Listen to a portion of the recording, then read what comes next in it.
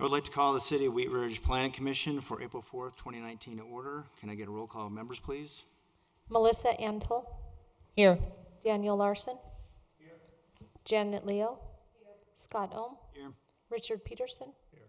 Jahi Simbai. Here. Vivian Voss. Present. The next order on the agenda is the Pledge of Allegiance. Please rise.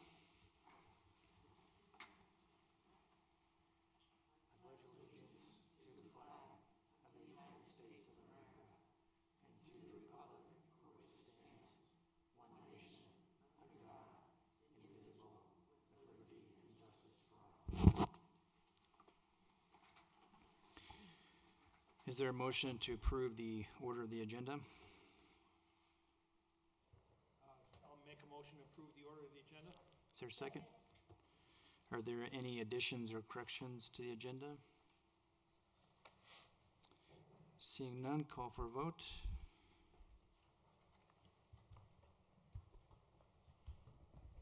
Motion passed 7-0. Is there a motion to approve the order of minutes for March 21st, 2019? I move to approve the minutes of March 21st, 19 as presented to us. Is there a second? Second. Are there any additions or corrections to the order of the minutes? I have it's a clarification more than anything else. On page 4, 2 paragraphs above election of officers. The reason I raised the question about renters, it says here that I support short and long-term renters. That sort of came out eventually, but the point I was really making is I was trying to raise a question about the impact of short and long-term rentals on neighborhood engagement, stability, and the housing market. So I was really raising questions about rentals in the city of Wheat Ridge, and I did mention a renter's rights, but renters' rights usually get to the point where they have inspections of rental properties and sort of rules and regulations. But my point was to raise questions about neighborhood engagement, stability, and the housing market. We can make that amendment. So if somebody just wants to amend the motion to say as amended, and we'll update it to clarify that. Okay. Yeah, if you want to make that motion to amend. Okay. Also, to motion to accept the minutes, I make a motion to amend as Richard's wording. And the second? I'll second. Okay. Call for a vote.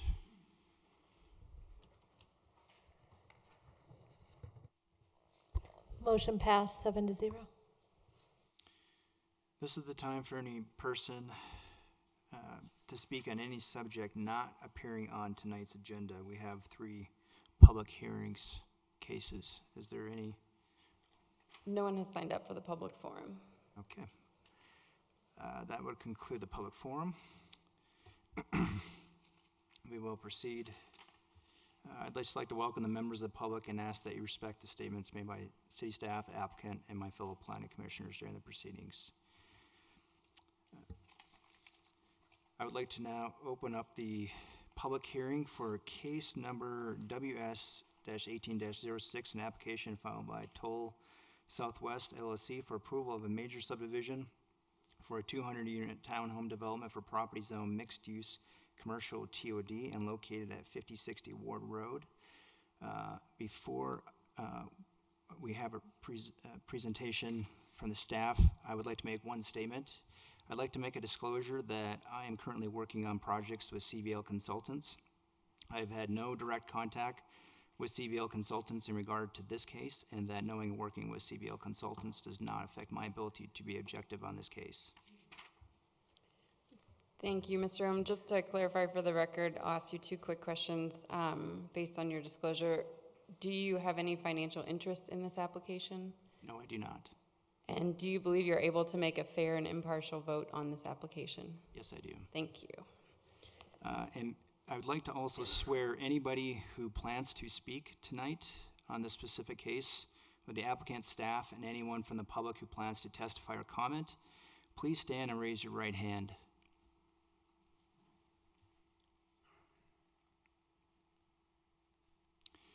Do you swear to tell the truth in this matter as you know it? Thank you, and I ask for the staff report. Thank you. Good evening. For the record, Lauren McClack. I'm a planner with the City of Wheat Ridge Community Development Department, and I will be presenting tonight's case. I would like to enter into the public record the contents of the case file, the zoning ordinance, the subdivision regulations, and the contents of this digital presentation. The property is within the City of Wheat Ridge.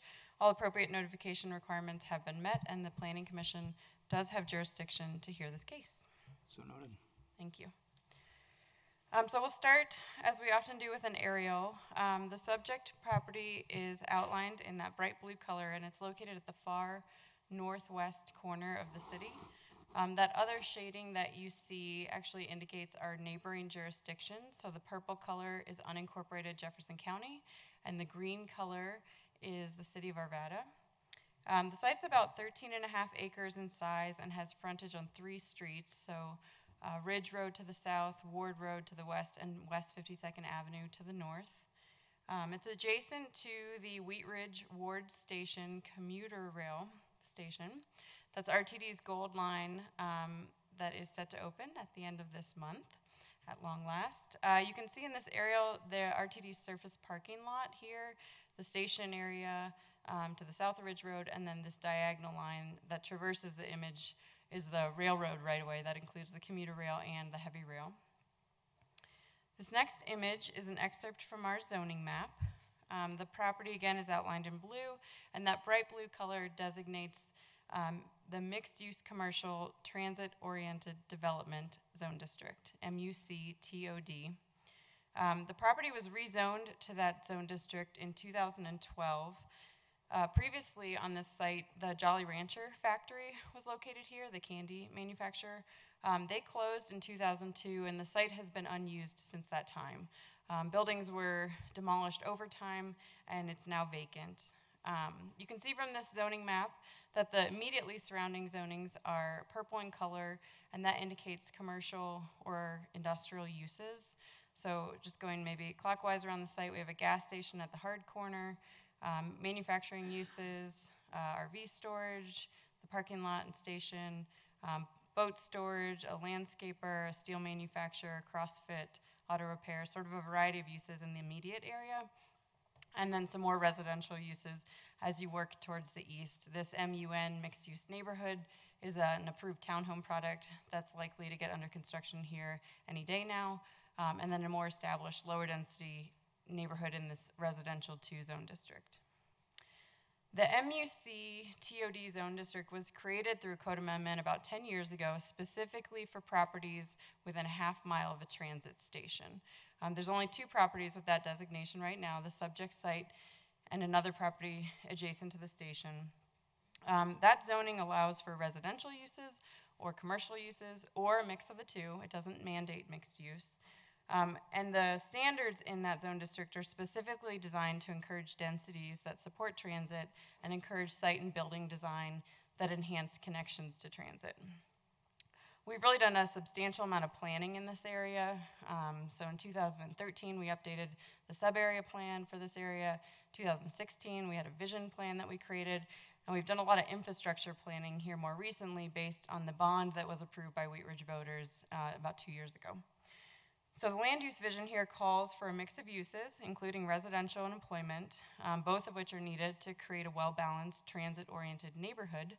But as the commission is aware, tonight's case is a subdivision, so it will not affect the zoning or the permitted uses on the property. Which leads us to the purpose of a subdivision plat. It's a technical document, and it prepares land for any development that's already permitted by the underlying zoning. So again, we're not looking at the merits of the proposed use, just at the lots, tracts, right-of-way, and easements that would ensure the land is adequately prepared and the infrastructure is appropriately designed for whatever use is proposed and already allowed.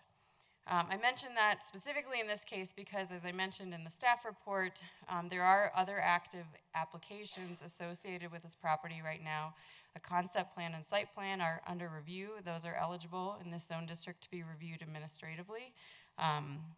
In this case, the proposed development is 200 townhome units. Often when you look at a townhome plat, you get a sense of the site plan because of the way the lots are configured. Because of the fact that this subdivision involves the dedication of new full-width public streets, and because of the number of lots involved, you will review this application tonight, and then City Council will make a final decision at the end of the month. So with that, we'll look at the subdivision plat. It's actually 8 pages. I know this is illegible, but this is the cover sheet. It includes a legal description and signature blocks. The next couple of sheets are also illegible. They include some standard notes that we'll talk about as they arise, and then those tables, we require that all plats show a list of the size of all lots and tracts. In this case, we're talking about 201 lots and about 50 tracts. Sheet 4 shows the existing conditions, so those are existing lot lines and easements that were in place and were appropriate when the property was being used as the Jolly Rancher factory. That configuration worked for that use, but doesn't work for the proposed development. So this sheet simply removes all the existing lot lines and some easements. Often those are done either by plat or by separate document, and that's all documented here. Sheet 5 is the one that we'll really focus on tonight as the graphic that will explain some of the features of this subdivision, including the streets, lots, open space, and drainage. There are 3 other sheets in the set, but they're zoomed in simply so the hard copies are more legible. But again, this graphic will suffice, I think, for our discussion now. The portion of the image that is now shaded in red, so on the perimeter of the property, shows the right-of-way dedication that's proposed along the 3 perimeter streets. Anytime we have a subdivision or any development in the city, we look at the adjacent streets to see if they meet current city standard, and in this case, all 3 are substandard in width. Our standard in this area would call for detached sidewalks, so sufficient widths of right-of-way are being dedicated on 52nd, Ward, and Ridge to accommodate detached sidewalks. In the case of Ward Road, which is a state highway, they've required an XL-decel lane. And in the case of Ridge Road, our standard requires on-street parking also. So that's why those 2 are quite a bit wider than 52nd. The interior of the site has several roadway dedications. Those are now also shaded in red. The sub-area plan for this area has long called for an improved street grid. It's sort of a mega block up there right now, which made sense when it was an industrial campus for a factory, but not quite as much sense for a transit-oriented neighborhood. The mixed-use zoning in particular actually has maximum block length requirements, so we have to create some public streets in this area to reduce the size of the block. In this case, they're dedicating an east-west street that we're calling West 51st Avenue. They're dedicating Vivian Street in the middle of the site, and then Union Court on the far eastern side. Those 2 north-south streets are dedicated in those specific locations so that we can align with other infrastructure surrounding the area. So in the vicinity map that just popped up, the dashed lines is the new street grid. The black line is the existing alignment of Vivian Street to the north. And then over here is the existing alignment of Union Court. Obviously, there's a little bit of a disconnect here, but creating a street grid is incremental and takes time. So we're getting this Union Court dedication now, with the understanding that this connection may not be made for a while, frankly, unless and until those other properties were to develop. That said, the applicant will be responsible for constructing all of these public streets with the exception of the shaded area on Union Court, where the sidewalk will be extended, but the full width of that roadway is not necessary to be constructed at this time. The project is served also by a series of private alleys, and those just appeared in the dashed lines. The townhome development is proposed to be all alley loaded, and you can see that configuration here. Each of the numbered rectangles that wrap then on the public streets and wrap the alleys are the single townhome lots. So I mentioned there are 200 townhome lots. They're about 20 to 23 feet in width based on the typical size of a townhome, and the average lot size is about 1,200 square feet. So again, the majority of that 1,200 square feet is consumed by the footprint of the townhome building. In 2009, the voters of Wheat Ridge exempted this area, not this property specifically, but the larger area from any density cap that we have in our charter. So the number of lots that are being created is consistent with the zoning. The plat also creates one larger lot at the southeast corner of the property, now shaded in blue here. It's sized for commercial uses or for potentially a mixed-use building, but it would be a part of a future phase of development, so no specific plans for that area. All of the alleys on the image are going to be dedicated as tracks. Tracks are a portion of land that's not developable lot but serves some other function. So in addition to alleys, the tracks would include open space, sidewalks, utilities, and drainage. And two of the largest open space tracks are what are now shaded in green in the image. These two, tracks U and W, provide an open space amenity, sort of a pocket park there along Vivian Street, and then a pedestrian walk or paseo, which is that linear east-west connection here that would be hardscaped. Our document, City's Vision, calls for recreational uses in this area, and these two tracks are also encumbered by an easement that would require public access to those amenities. For this project, the drainage is proposed to be underground in two detention vaults, one underneath that paseo, which has just changed to blue, and another one under the southeast alley. The site's large enough and there's significant slope in the area. The detention would need to accommodate not only the new runoff created by the impervious surface, but also historical flows, which would go into those two detention vaults and discharge into existing storm sewer in Ridge Road, and then be conveyed down to a regional detention pond that RTD actually built about a half-mile to the east at Ridge and Robb Street. In terms of maintenance of all of these areas, I haven't shaded all 50 tracks, but there are other open space amenities. There's utility easements within those tracks. It's a lot of common space for a project, and often we see a homeowners association be required to maintain and own those common spaces. That will be the case here, in addition to a metropolitan district. When the zoning was approved for this property in 2012, a metropolitan district was created. Those are special districts that can own and maintain common areas, and in addition to what a typical HOA can do, they can also fund improvements by issuing bonds. So in this case, we're likely going to see both an HOA and a metro district. The authority and the role of a metro district is written out in what we call a service plan. That service plan needs to be updated, and it will be presented to City Council here in the coming months. In terms of the subdivision review process, we've reviewed it internally, and we also send it to any agency or district that has to serve the property or would have infrastructure here. So you see a list of some of the agencies who responded to our comments. Those who are not listed here did not respond and are notified that if they didn't respond, we assume they don't have concerns. So those not listed would be Comcast and CenturyLink. The applicant is coordinating with all applicable utility agencies, and no specific concerns have either been raised or are yet unresolved. Everything is sort of ready to go, and that's why we're presenting tonight. In advance of this hearing, we had a 2-week public noticing period, and we've only received one inquiry, no letters of objection or support specifically for this project.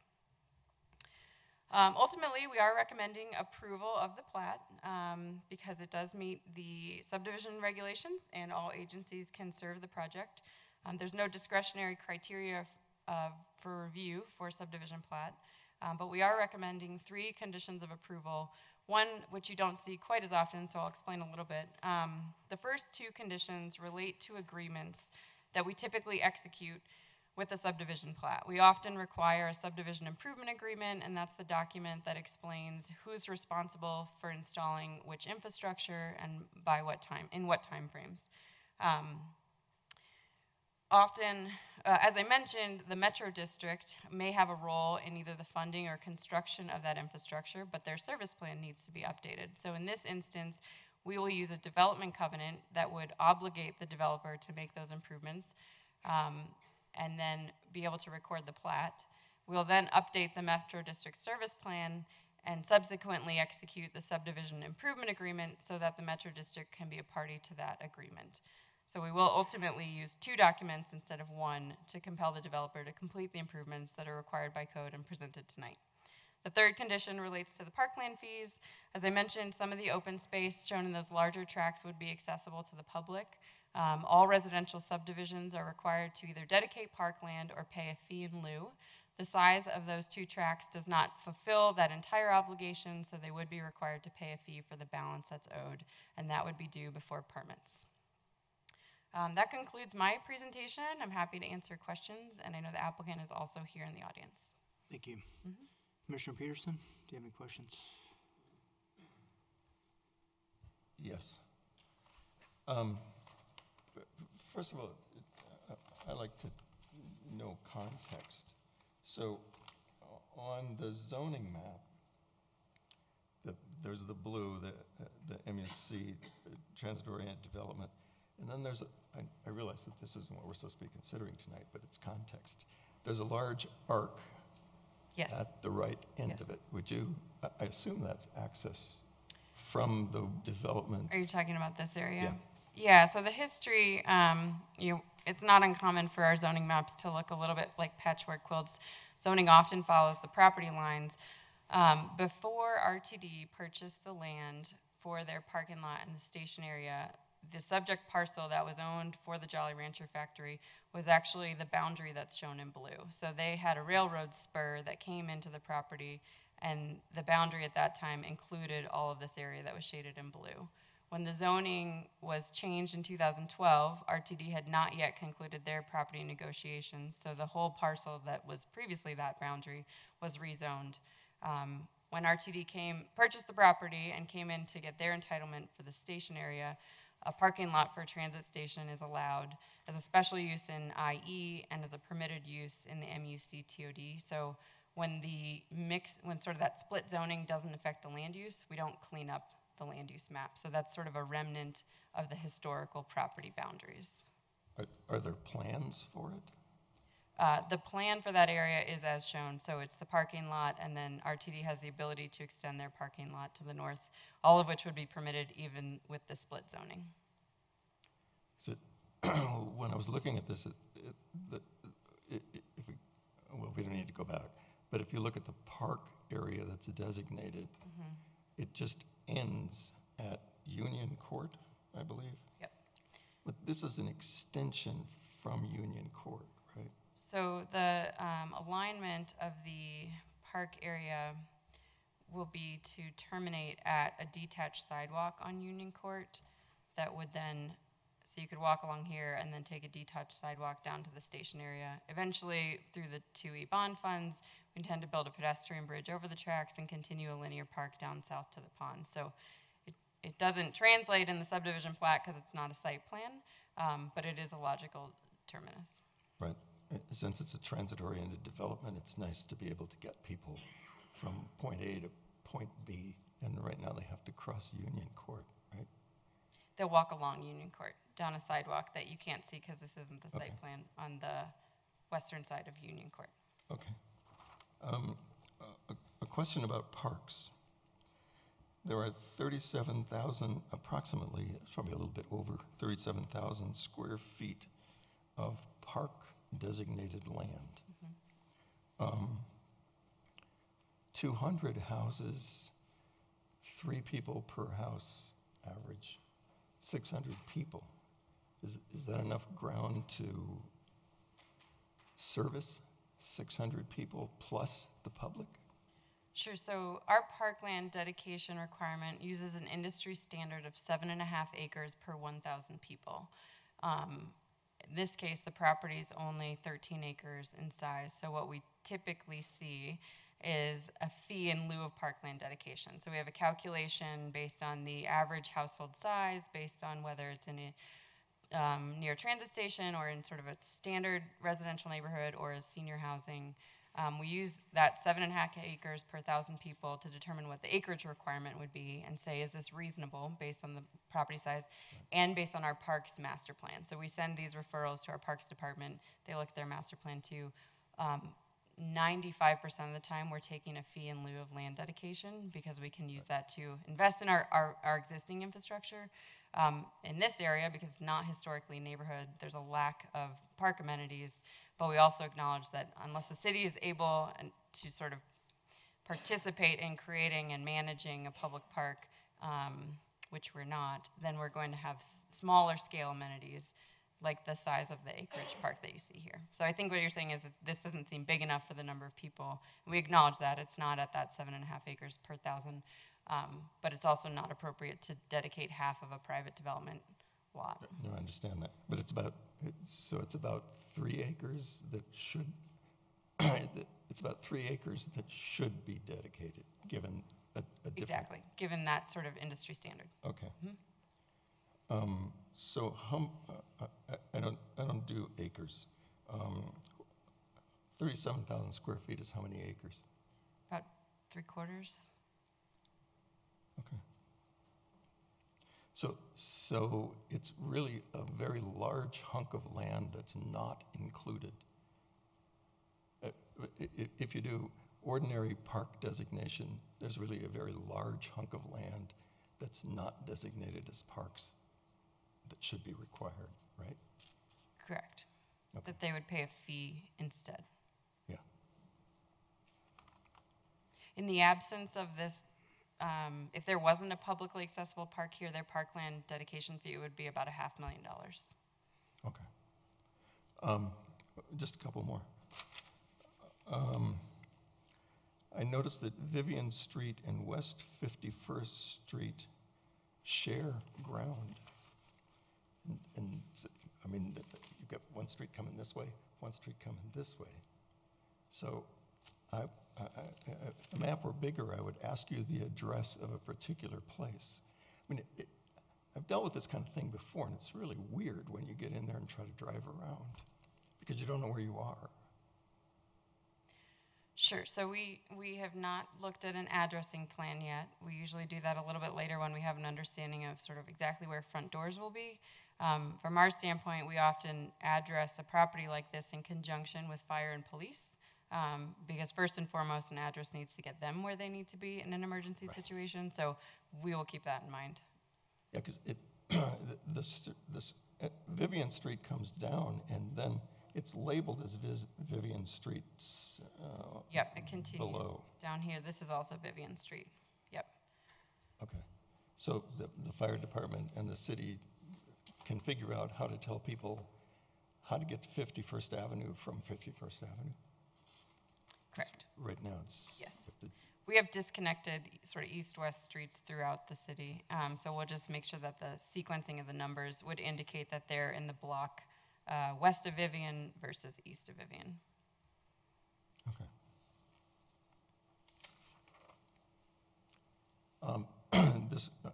This probably goes to the ODP, but what percentage of the total land area is going to be covered? And my next question is going to be, are there requirements for permeable surfaces anywhere? So I don't have an answer for you on impervious surface. That is a site planning question. But the zoning, also a site planning question. The zoning requires at least 15% open space. I suspect this will exceed that. And then any area that is impervious, we have a full drainage report, and we've done enough calculations to confirm that the 2 detention vaults would appropriately absorb all of those flows. Okay. That's it. Commissioner Simbai? I just have one question on the staff report. It says the MUC, this is on page 5, says the MUC TOD zone district does not include minimum lot size and lot width requirements, but the proposed lots appear to be shaped and sized appropriately to accommodate future development. I guess I was just wondering about the appear. What does that mean? Sure. So the subdivision regulations require a logical lot layout. In the case where there's a minimum size, like in an R1 or an R2, then it has to meet that specific standard. In the absence of a quantitative minimum, we would ensure that the lot layout is consistent with the proposed site design, so we're not having to replat this later when they come back with buildings. So The site plan can't be approved until the subdivision plat proceeds, but as of right now, it does appear that they are consistent. Commissioner Antle? I had a follow-up question to what Commissioner Peterson was talking about. Do you have, and this might be in the Parks Master Plan, is what is the distance to maybe the nearest park from this development? So if you're not providing that open space within the development itself, there's typical standards for how far should you be from a park to accommodate? Off the top of my head, and I could be wrong, so if somebody testifies that knows the area better, to the north outside of Wheat Ridge is the Van Bibber Trail. There will be a new park in the Haskins Ridge project in Arvada immediately to the east. And then as you head south off of 44th is Prospect Park. I believe those are the closest ones. And are those within a quarter mile? No, I mean, a quarter mile is basically what you're seeing on the screen. Yeah. So I would just think as this station area gets developed is to be mindful of what are people's access to parks and amenities if they're not being provided within the development itself. Thank you. Any other questions? No, that's it. Thank you. Commissioner Larson? I have two questions, please. This diagram we see here, we see the along Ward and Ridge, the setbacks of whatever the standard distance is, but it doesn't indicate on what you're showing here on 52nd Avenue. Is that a different application then? I'm sorry, can you repeat? The setback from the street.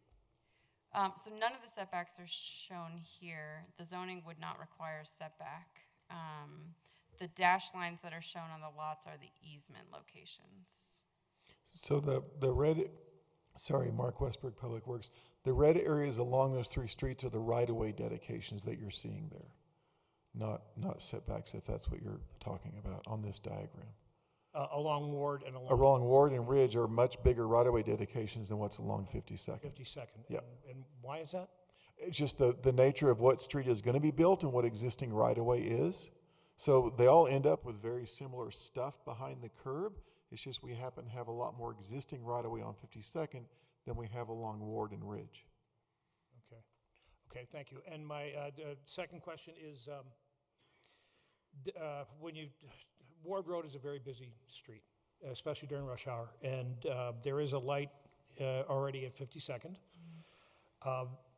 With the opening of the train, there will be a lot of traffic coming in and off of Ridge, and I'm not sure if there's a traffic light plan for that intersection. And then we're adding another intersection at 51st. Sure. Good question. And I don't think this was abundantly clear in the staff report. So you're correct. The only signal existing in the area is at 52nd and Ward. The new access point on Ward at 51st, I believe CDOT has said can only be a right in, right out. So no left ins, no left outs. And we would love to see a signal at Ridge and Ward. So far, CDOT has not been amenable to that because of the spacing requirements that they have for state highways. The signal would be too close to 52nd and also too close to the at-grade railroad crossing where the heavy rail crosses Ward Road. Do you have anything to add to that? We're also, per CDOT's request, can be changing the access at Ridge Road to be what's called a three-quarter movement. So there's a right in, a right out, and a left in, but no left out allowed at Ridge. So that'll be some work we'll be doing this summer. We'll be reaching out to the folks that have businesses along Ridge to inform them of that really soon. We just got a set of plans from our consultant that shows that. So there will be a change at Ridge Road in that regard. We'd love to have a signal there, as Lauren said, but they've said no at this point.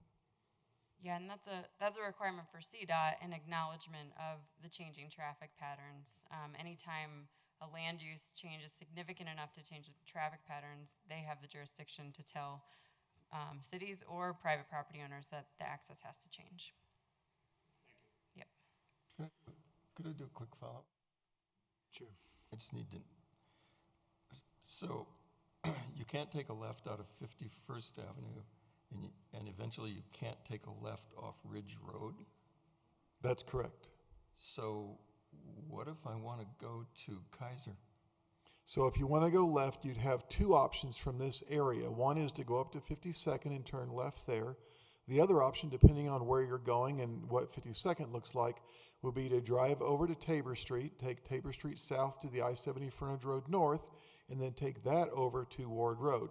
That's also a signalized intersection. So those are the two places that would allow, full movements at 52nd and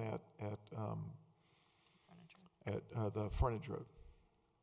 So are you going to issue instructions on how to get in and out of this place?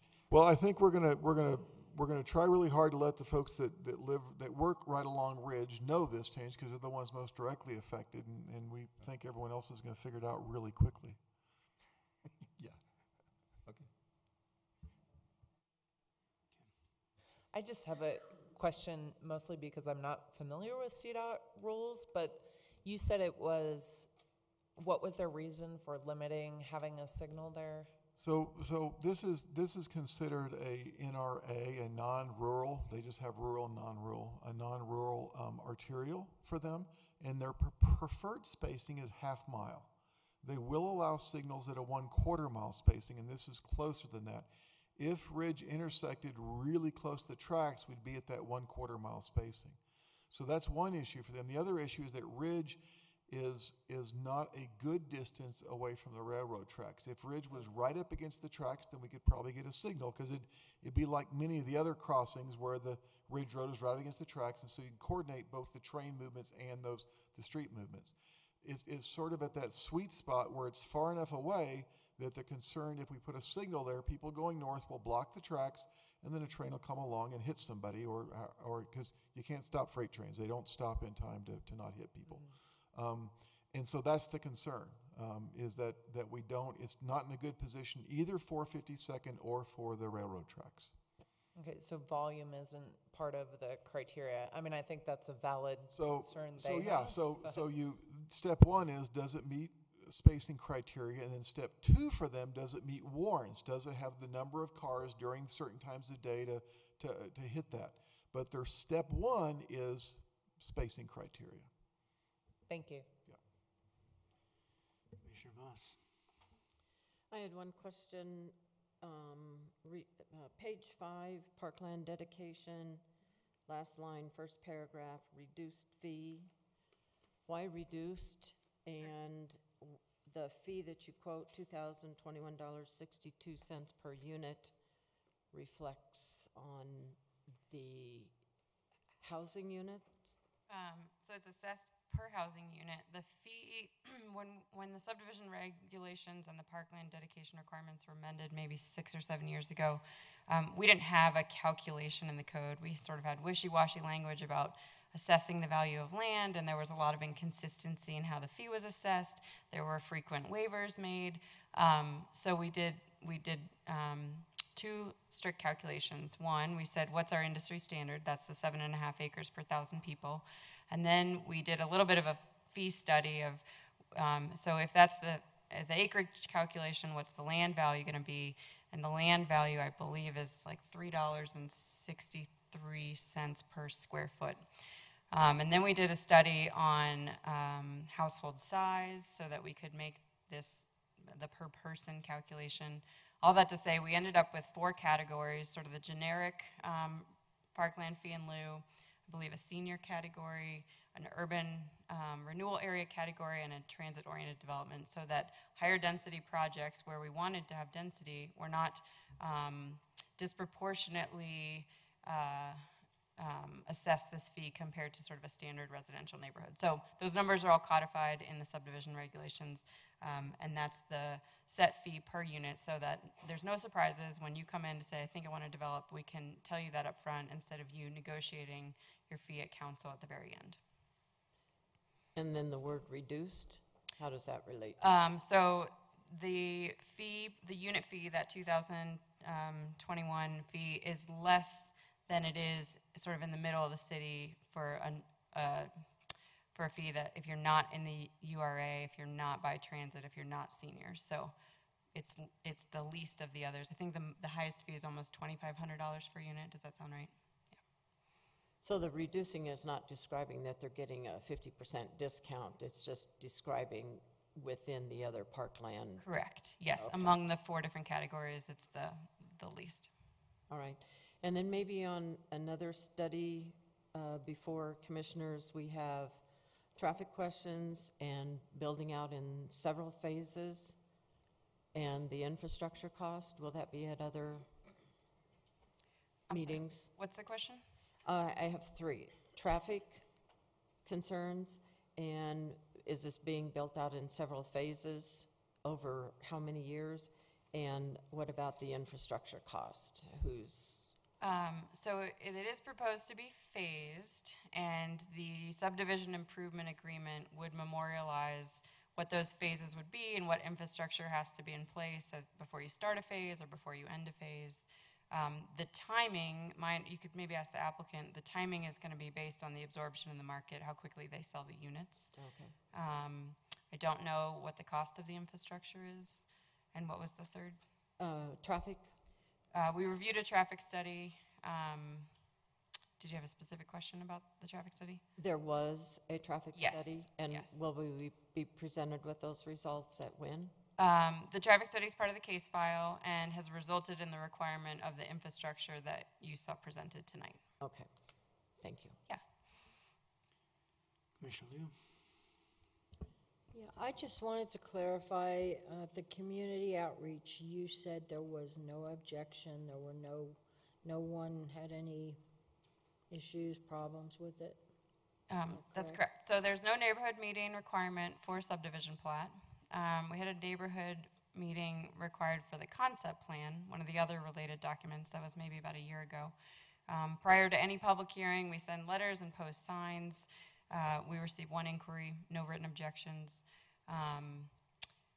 Sort of separate from this specific application, we've been doing a lot of infrastructure planning, as I mentioned. We've had several property owner meetings for roadway projects that the city is doing. We've given updates on developments. We haven't, I think a lot of folks have sort of known some of these are coming, so we haven't gotten a lot of comments recently. Okay, thank you. What percent is single-use residential for the project? I'm sorry, what was? What percent is single-use residential? I don't know the percentage off the top of my head, but 200 out of the 201 units. I mean, the right-of-way dedication is 3.5 acres. Those parks are 3/4 of an acre, so obviously the vast majority, but I don't know the total. Okay, thank you.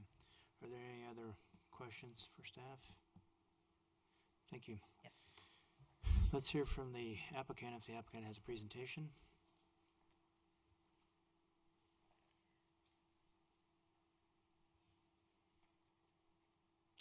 Otherwise, if you don't have a presentation, we just have the commissioners ask you questions. Sure. No, I'm Greg Sale with representing Toll Brothers, and I don't have a presentation. I think Lauren covered it pretty well. But if you do have any questions for us, I'd be happy to answer them. Do any of the commissioners have any questions? No? Thank you. Thank you. Okay, let's move on to the citizens forum. Are there any citizens that have signed up to speak?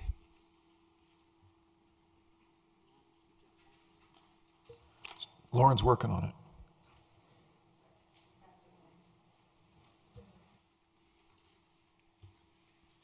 Thank you.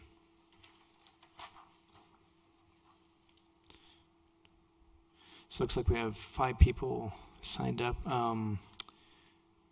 I'll start with this list first, and if there's anybody that hasn't signed up, then I'll ask you to come forward. So, an Annie Bruner. Did you want to come forward? No? Okay. Megan Marquis. Okay, thank you. Monty Drewliner. Yeah, okay. Tom Bayer. Please come forward and state your name and address.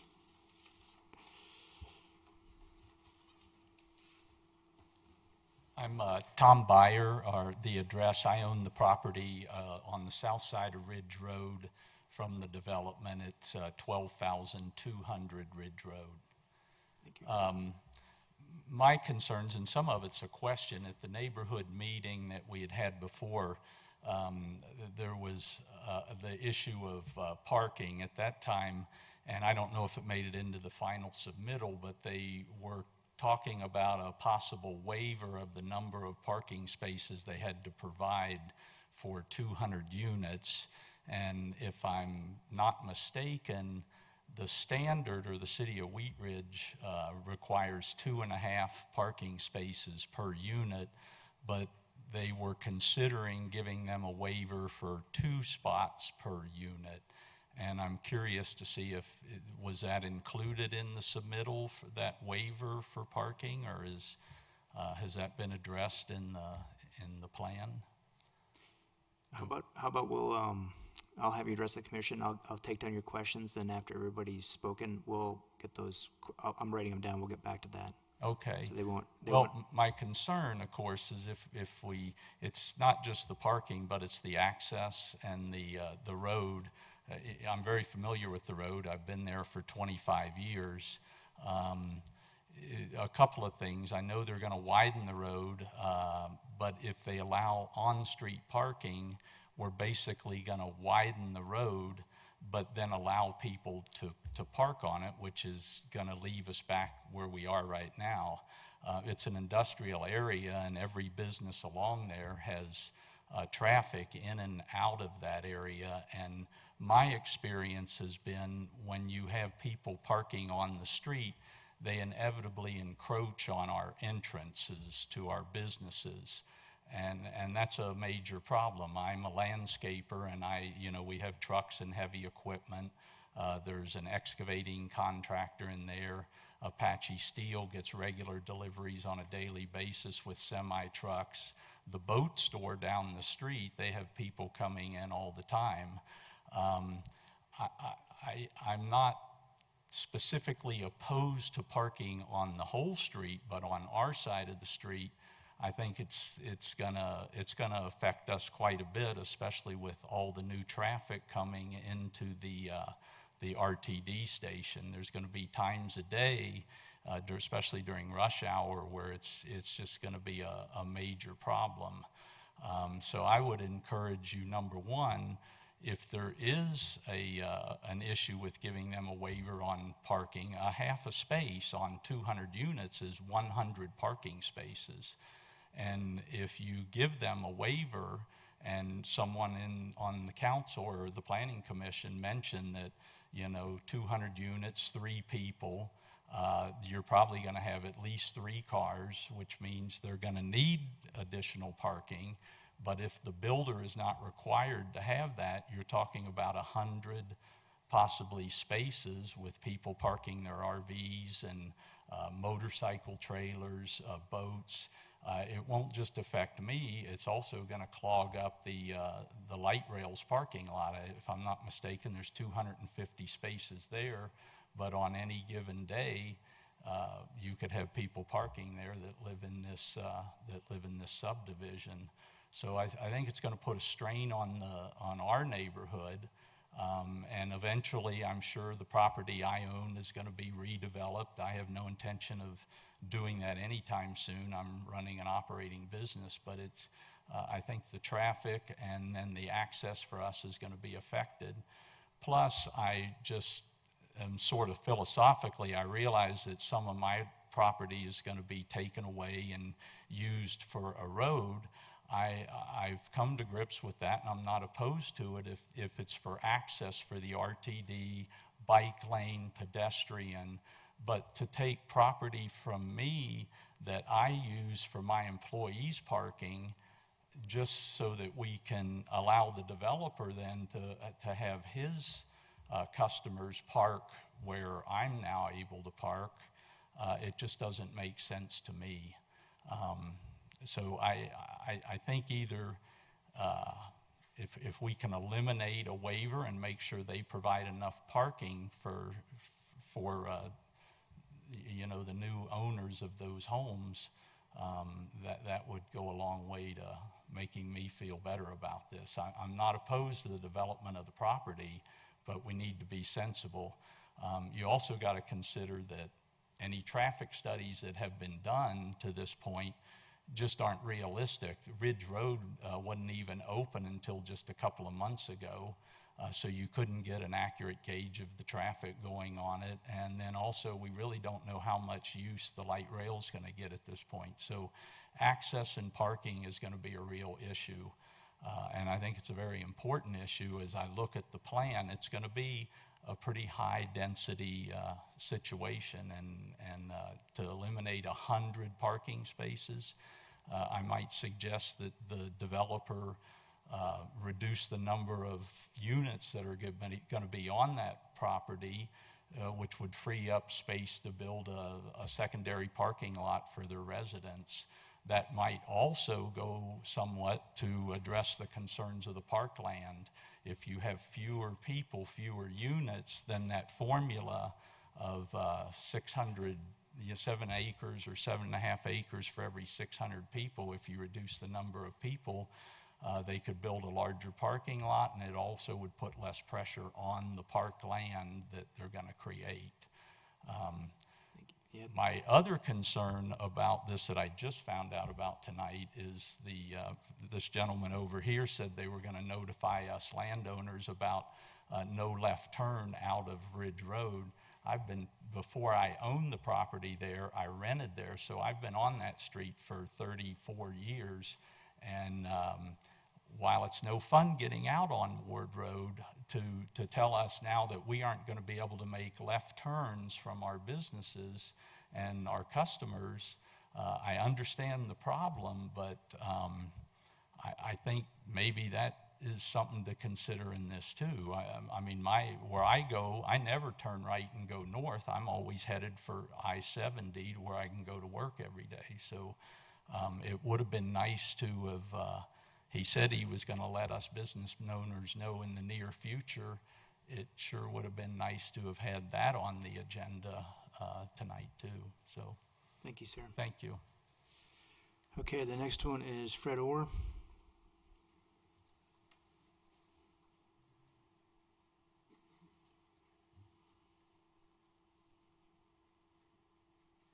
My name's Fred Orr. I'm 5040 Acoma Street, Denver, Colorado, 80216. I own two of the Can you industrial... repeat the address, please? Pardon me? Can you repeat the address? 5040 Acoma, A-C-O-M-A, Street, Denver, 80216. Okay. I own two of the industrial buildings adjacent to the property on the north side, and I've brought this up before. We have to lift our sewer up to 52nd, and we've talked to Fruitdale about it, but it would be good planning just for the area and infrastructure to accommodate that infrastructure could flow. It would actually gravity flow into a line going into this project. And I just would want to be on record that would just be even good planning for the area, even in the future, to accommodate sewer to come from there instead of lifting it into 52nd. Thank you. Is there any other questions or comments? No, I just wanted to make sure that everybody was aware of that. Okay. Thank you. Are there any other persons that have not signed up to speak that wish to come forward?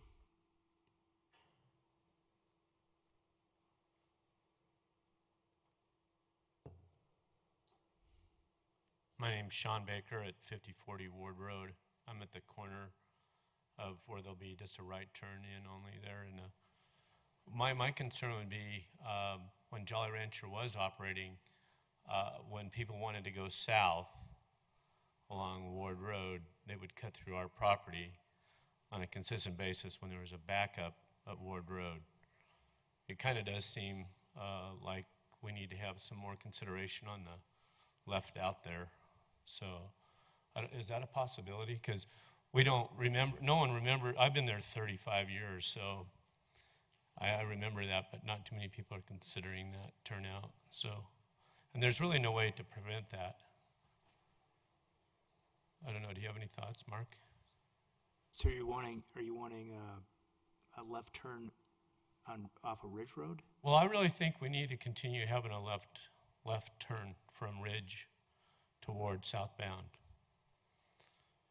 that portion of the roadway may need to be widened further at that point. So, because I think it's going to be a bottleneck. I think it's going to impact his business, and it's going to impact my business too. So, but my other concern is the shortcutting across the lot. So that creates a safety issue. So, anyway, that's my only comment. Thank you. Thanks. Is there anybody else that wishes to come forward? Seeing none, I will close the citizens forum. And let's go through these questions. So the first one is going to be on the parking space requirement. Sure. So parking lot or parking design is a site planning issue. There is a minimum and a maximum for parking in any mixed-use zone district. So there's not a waiver that's given, and certainly I can connect with Mr. Byer to show him the site plan that we've been working on, or anybody else that would be interested. As it relates to the subdivision plot, I can tell you that the internal right-of-way dedications, as well as the dedication on Ridge, will accommodate enough on-street parking to add 94 spaces. So we're very conscious about making sure all of those new streets and widened streets would provide as much parking as we could. There's no plan to add curb, gutter, sidewalk, or bikes on the south side of Ridge. There's a bike lane existing today on the south side of Ridge, and there's no changes proposed to that south side until those properties on the south side redevelop. So there would not be any parking allowed on the south side of Ridge Road. Okay, and then what about garages? Does that go into account for parking space requirements?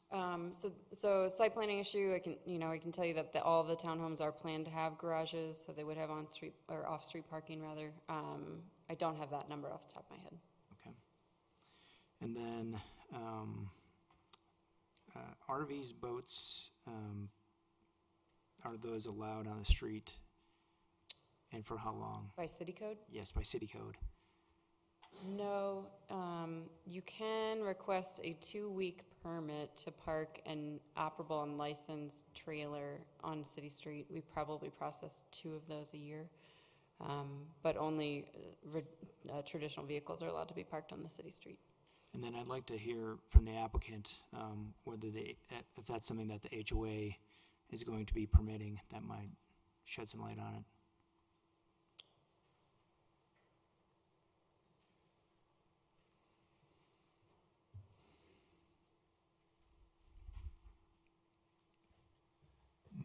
Do I need my name and address?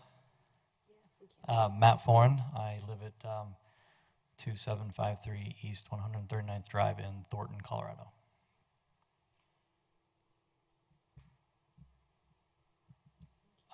So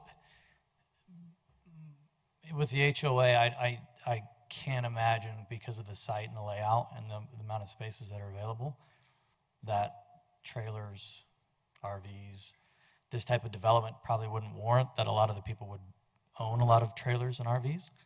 I don't see a lot of an issue with that. I can't speak to the HOA documents exactly, but I'll have to review those. Okay, thank you. And then there's a question about the notification of no left turns for adjacent property owners. Yeah, so sorry to spring that on everybody tonight, because we're putting together a letter that explains all this. When Ridge Road was the dead-end street, then it was fine with having a full movement access there, with the street being punched through all the way to Tabor, and also with the sort of the influx of the traffic from the RTD lot and the station. CDOT determined that there would be no left outs allowed. That was not anything the city had any discretion on at all. It was not as a result of this development that's being proposed tonight, that's talked about tonight. It was all due to just the area changing because of Ridge Road connecting through and the station being there. Thank you. And then there's another question about a sewer line coming from the north and gravity fed tying into the project. I think that's a great idea. We can certainly talk about that with the developer and with Fruitdale to see if that's something that can be accommodated. I'm not sure. I know we've met Mr. Orr before, but I'm not sure if he's the west 2 buildings or the east 2 buildings. White roof. Okay. So, yeah, so it's something we could certainly explore. It's not something the city would get terribly involved in. I would hope the sanitation district would see the value of not having lift stations there anymore, but we'll have to, okay. Sorry. Those applicants Somebody are else is walking up engineers that knows here. more than I do. Yeah. Tom Odell from CVL, 10333 East Dry Creek Road. In our construction drawing design, Union Court would have a sanitary line in it, along with a storm line in it. Also, an alleyway just west of that parcel would also have sanitary available if the future developed and needed a connection point for it. Thank you. And then I think there's a question about, a comment about wanting a left on Ridge Road, and I know we've kind of already addressed that with the traffic light and CDOT. Yeah, the left on Ridge Road just is not going to be, off of Ridge Road is just not going to be allowed anymore by CDOT.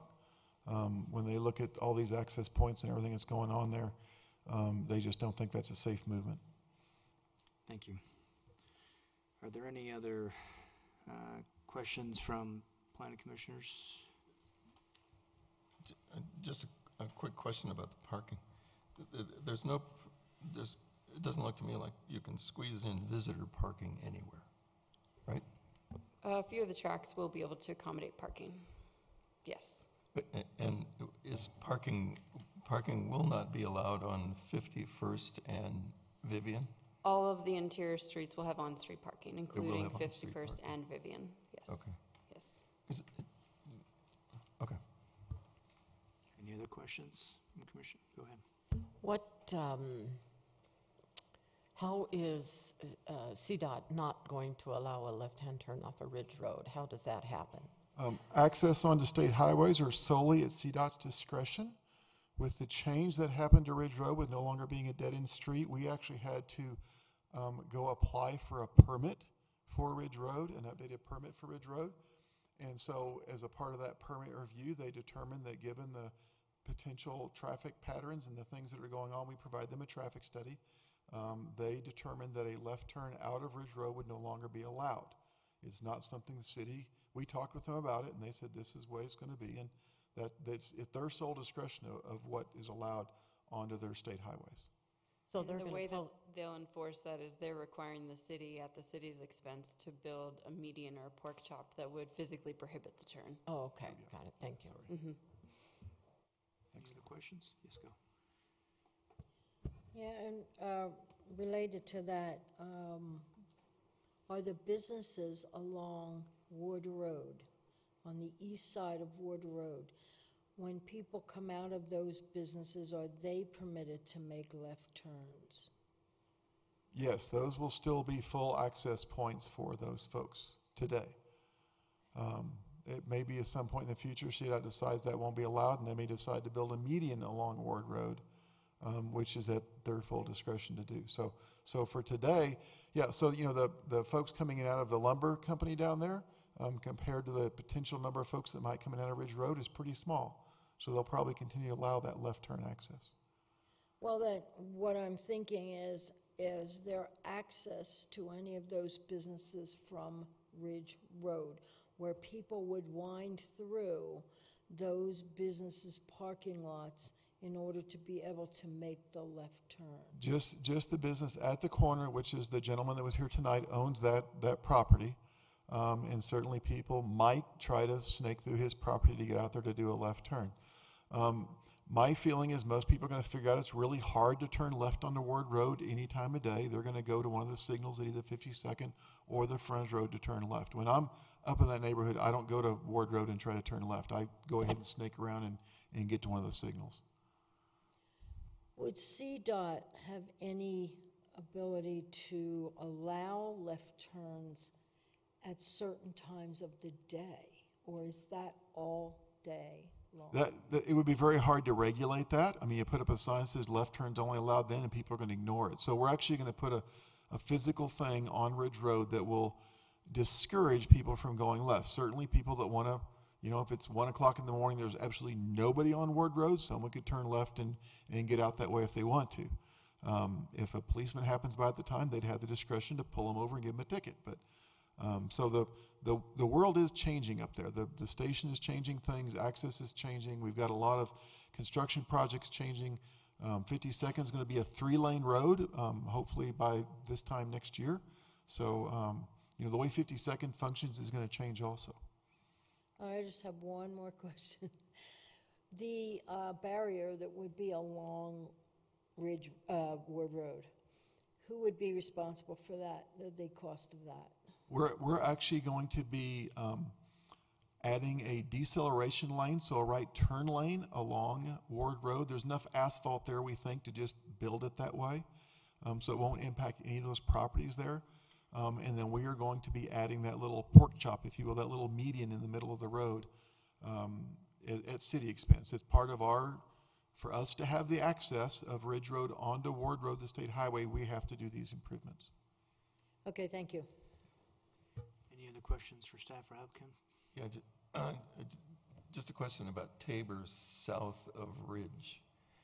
Is that an adequate road for truck traffic that can no longer turn left onto Ward Road, and to handle the fairly significant, possibly significant traffic from this development? Yeah, we actually improved Tabor Street a few years ago. We got some funding from RTD, a federal grant via RTD, to improve that. And so Tabor Street is improved with, it was a very narrow 2-lane road before. It's now a 2-lane road still, but the lanes are wider, and we've added bike lanes to that and also sidewalk for most of that distance to the south. So we're trying to plan ahead with that to make sure that connection down to the frontage road was adequate for the trucks that might be traveling on it. Okay, I don't drive around that neighborhood a whole lot. Any other questions? Okay, I would entertain a motion.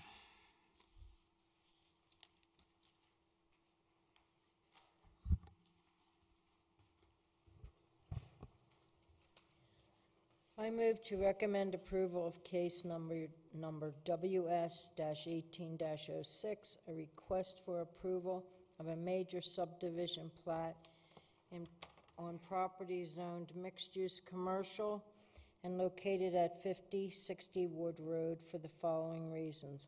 All requirements of the subdivision regulations, Article 4 of the Zoning and Development Code, have been met. All agencies can provide services to the property with improvements installed at the developer's expense, with the following conditions.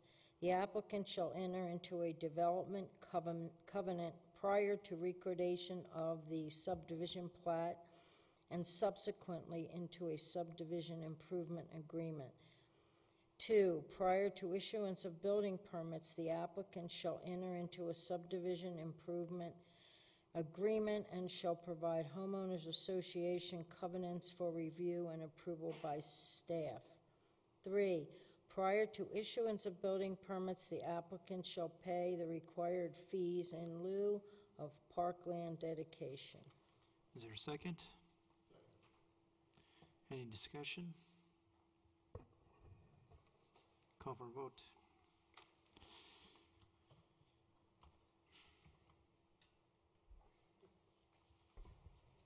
Motion carried 7-0. Thank you. I'll move on to the second case. I open the public hearing for case number WZ-18-25 and WZ-18-26, an application filed by Ames Partners, LLC, for approval of a zone change from residential 3 to planned residential development, with approval of an outline development plan and specific development plan for development of 2 duplexes located at the northeast corner of West 33rd Avenue and Ames Street. And ask for the staff report, but first I want to swear anybody in the public who plans to speak. Just hold on just a second, we're going to close that door.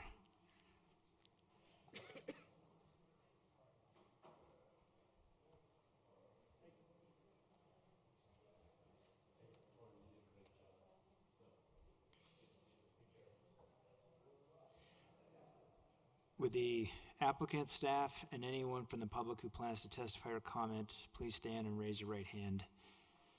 Do you swear to tell the truth in this matter as you know it? Thank you. And ask for the staff report. All right.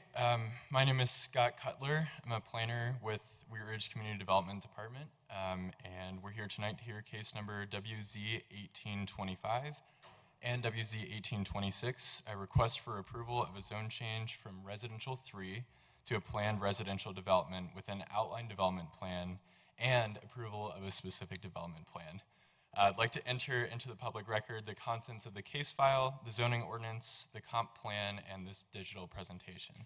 The properties within the city of Wheat Ridge, all appropriate notification and posting requirements have been met, and therefore the Planning Commission has jurisdiction to hear the case. So noted.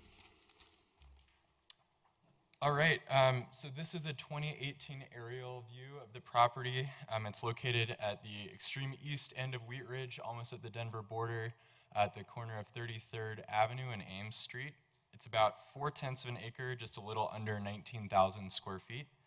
It's currently vacant, and it's about a half block from Sheridan Boulevard.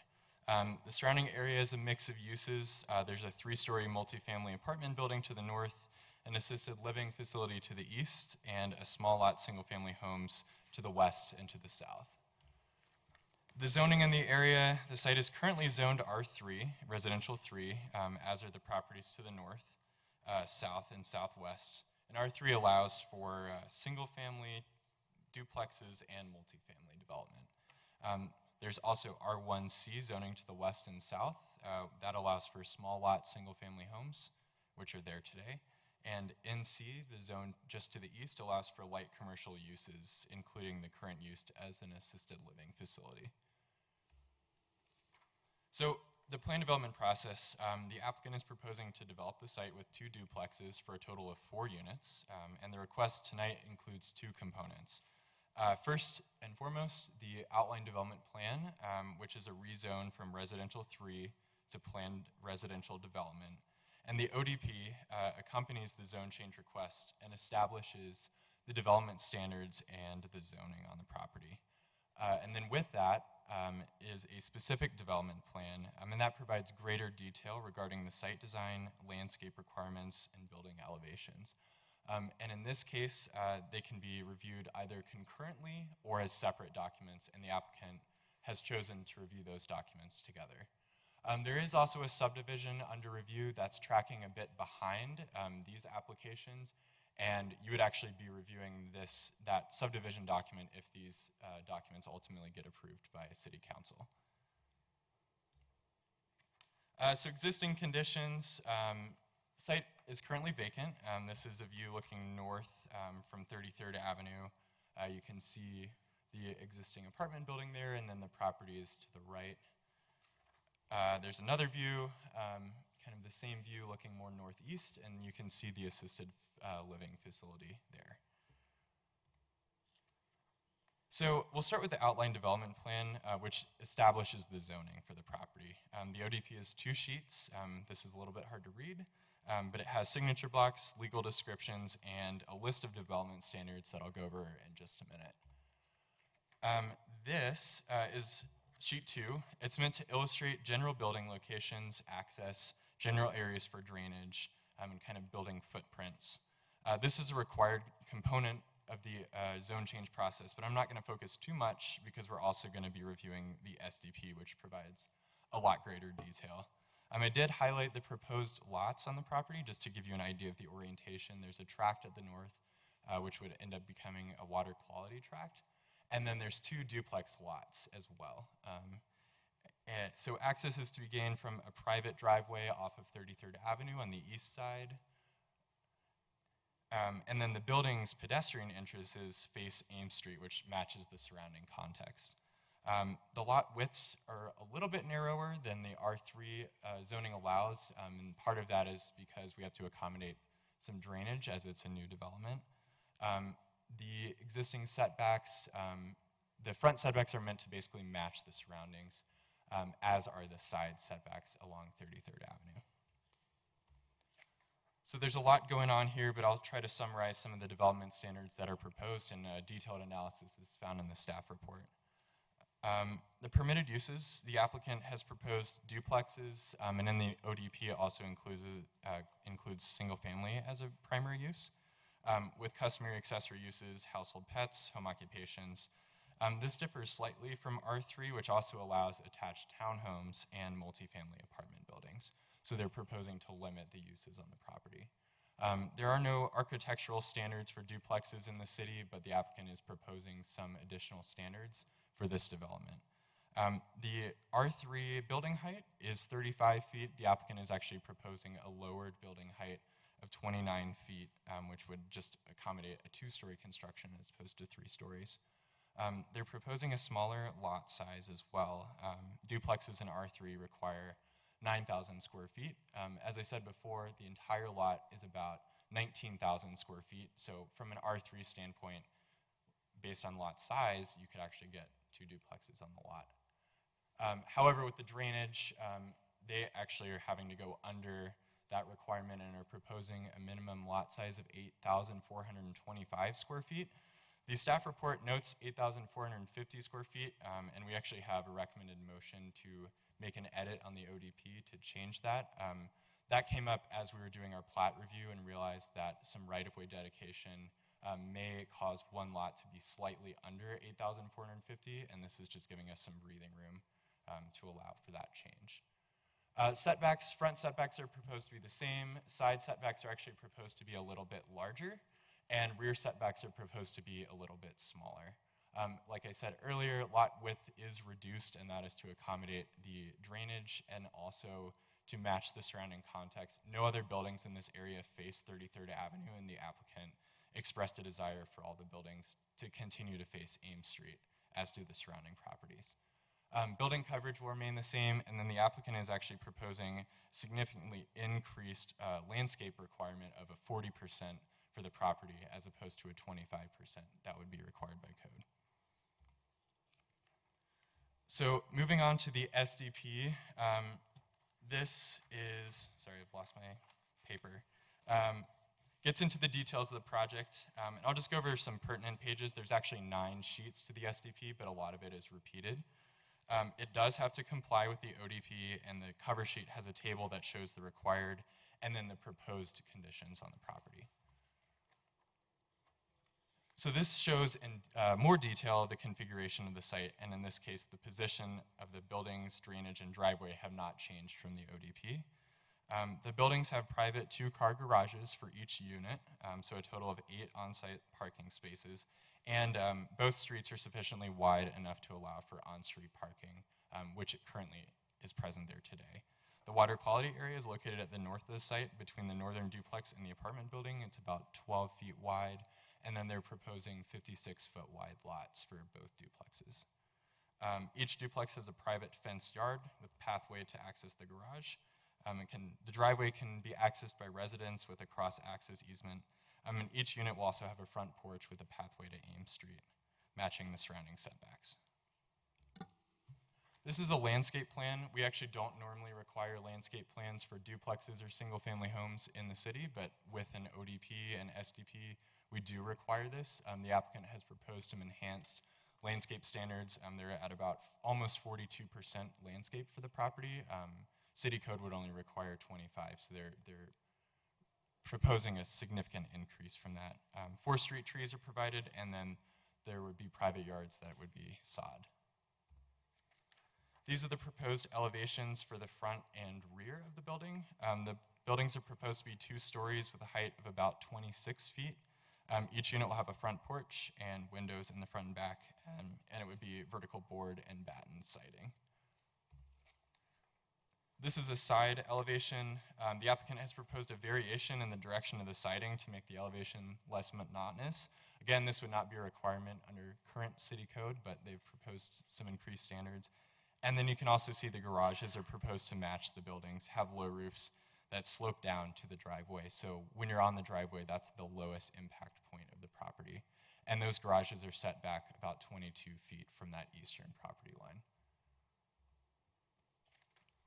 We had a neighborhood meeting back in November. That is a requirement for any zone change in the city. We had 2 folks attend the meeting, and the notes are included in the staff report. We sent it out on a full referral since we're not a full-service city, and all of the outside agencies, including Fire and Water District, didn't have any comments. Like I said before, the plat is still under review by Public Works, but at this point, city departments don't have any concerns with this application. The property was also posted for 15 days prior to this hearing, and we heard from one resident who was interested in the project and provided support. As any part of a zone change process, we use a few criteria to evaluate the request, and that includes consistency with a comprehensive plan. A full analysis of the criteria is in the staff report. This is an image showing this portion of the comprehensive plan, which provides guidance in terms of land use. And the property is located in the brown area called neighborhood buffer. The neighborhood buffer specifically calls for improvement of underutilized properties, including a mix of residential uses. Staff believes this project complies with the project goals. It provides increased options for homeownership, and it contributes to the diversity of housing that's already present in the area. We do believe the zone change request meets the criteria. It allows for a compatible and transitional land use, complies with the comprehensive plan, and provides opportunity for reinvestment. The area has long included a mix of housing types, and this project will only add to the diversity of the area. And then the SDP also meets the criteria for review. It complies with the purpose of a planned development. It is consistent with the ODP. There's adequate infrastructure to serve the property, and again, it exceeds code standards for landscaping, site design, and architecture. Therefore, we are recommending approval of both requests. We do have that condition, recommended condition, to accommodate that slightly reduced minimum lot area for that southern lot to accommodate the potential for right-of-way dedication. And then with the SDP, we recommend approval outright. The applicant is here, able to answer questions, and I can also answer your questions at this time. Thank you. Commissioner Peterson? I don't know if this qualifies as a question. This is more of an editorial comment. If you go to page 6, number 4, letter C, it's about criteria for changing zoning. Letter C talks about a change in character, but the argument that's made is the area has long included a mix of housing types, ages, and densities. So I suggest the condition has not been met, but it doesn't need to be because you already have a check mark in one of them. Sure, that's fair. So just an editorial change. The public record should be accurate. Thank you. Any other questions?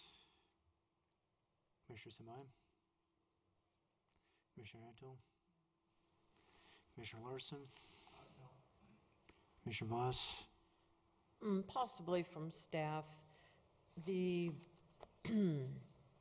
R3 designation doesn't permit the way they want to lay out this configuration without a lot of variances from, and that seems to be the only real detriment to moving it from an R3 to a PRD. That's correct, yeah. So they would have to apply for lot width and lot size variances to do the duplexes. Interestingly, if they were developing under R3, they could develop 5 attached townhomes. So the way the zoning code is written, duplex lots have to be a certain size that wouldn't meet it, but it would, for some reason, allow the development of 5 townhomes. So they're applying, instead of applying for 7 variances or 8 variances, they're just coming in with a plain development instead. And we're prohibited from processing lot size variances that result in additional units. So we're stuck in this weird zone where we're essentially downzoning the property, less dense, more restrictive in terms of use architecture to allow fewer units. But it's the way that the code restricts variances to result in more units, because it could today be built with 2 single-family homes. Right. So the variances are more of a catch-22 than prohibiting any, than just the fact that somebody doesn't want to pay for variances. Correct, yeah, we told them they could not use the variance route to obtain the additional units. Okay, That's correct, yeah. thank you. Commissioner Leo? Nothing. I have two questions. One, does the landscape plan meet the streetscape standards? So the streetscape manual, these are local streets. It requires 4 street trees, 2 on each frontage. The applicant is actually going to be required to build a wider attached sidewalk and current ADA ramps at the corner. So that's all in the public right-of-way. And then the only thing that the city code would require for a local street are the street trees, which are provided. Okay. And then I noticed that there's no site distance triangles on the site or landscape plan. Is that a requirement or not a requirement? It's not for this landscape plan, and also local street to local street is a 15-foot site triangle, so it wouldn't even be close. Thank you. Are there any other questions for staff? Yes. Noted on the public meeting was a sign-up sheet attached, and it was not in my packet. So just bring that to your attention. Okay, Thank you. Any other questions for staff? Okay, let's hear from the applicant. Thank you. If the applicant would like to come forward, you can make a presentation. Otherwise, if you're happy with the staff's presentation, some of the commissioners may have some questions for you. If you could state your name and address. My name is Jay Feaster. Can you hear me? Sorry.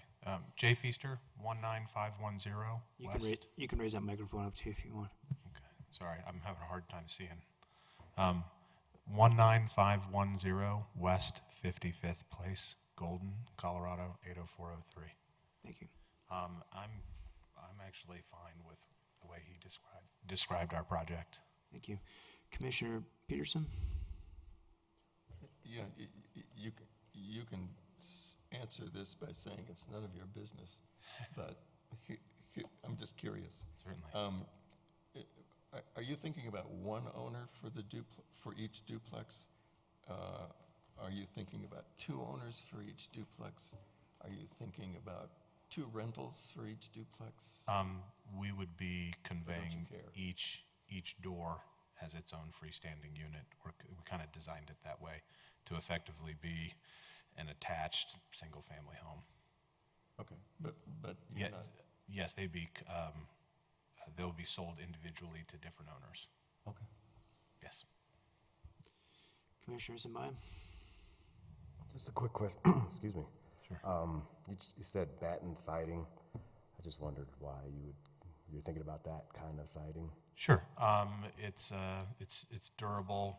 Stucco was also another material that we thought about, but it just didn't seem that with the we were trying to go with more of like a pitched roof. The drawing that he put up, which is just black and white, I don't think quite captures it. I don't know if you guys can see this at all, but we were trying to come with like a cottage, farmhouse, pitched roof. I printed a few of these if you'd like to see them, but you know, it seemed like it was a very warm, friendly. You know, we did big front porches, you know, exposed wood beams on the front columns and things like that. One of the goals of the architecture was one, to get away from the big slot home things that Denver are doing, which it sounds like really was kind of within the zoning that it already had. We felt that orienting the homes back to Ames Street would more complement the neighborhood and whatnot. So we were trying. Yeah. You have another question? Go ahead. Yeah, I couldn't really see that drawing. I saw the black and white one that we had. Is there I'll refer to it as a perpendicular gable? You've got the 2 front gables. Is there also a gable that goes across? There is, but if I show you this, because it's at an angle, that's held so far back that from the street, it's going to seem like 2 individual pitched roofs. Okay. That makes sense. I was actually more concerned about snow collecting in the thing that looks like that. No, yeah, right. Okay. Commissioner Anton? Commissioner Larson? Yeah, I do have one question, and it gets back to parking. And I may have missed the discussion I may have misinterpreted, but we've got a private alley on the east, right? Correct. And that backs up to the senior center. Correct. How wide is, the private alley is 16 feet with an apron I believe so. in front of each individual. So there's only one way in and out. Correct. So you're not going to be able to turn around. I'm wondering if there's going to be room for the folks on the north to be able to get in and out. There should be enough turning radius because of the side setback. Do you want? Sure. And I'm sorry,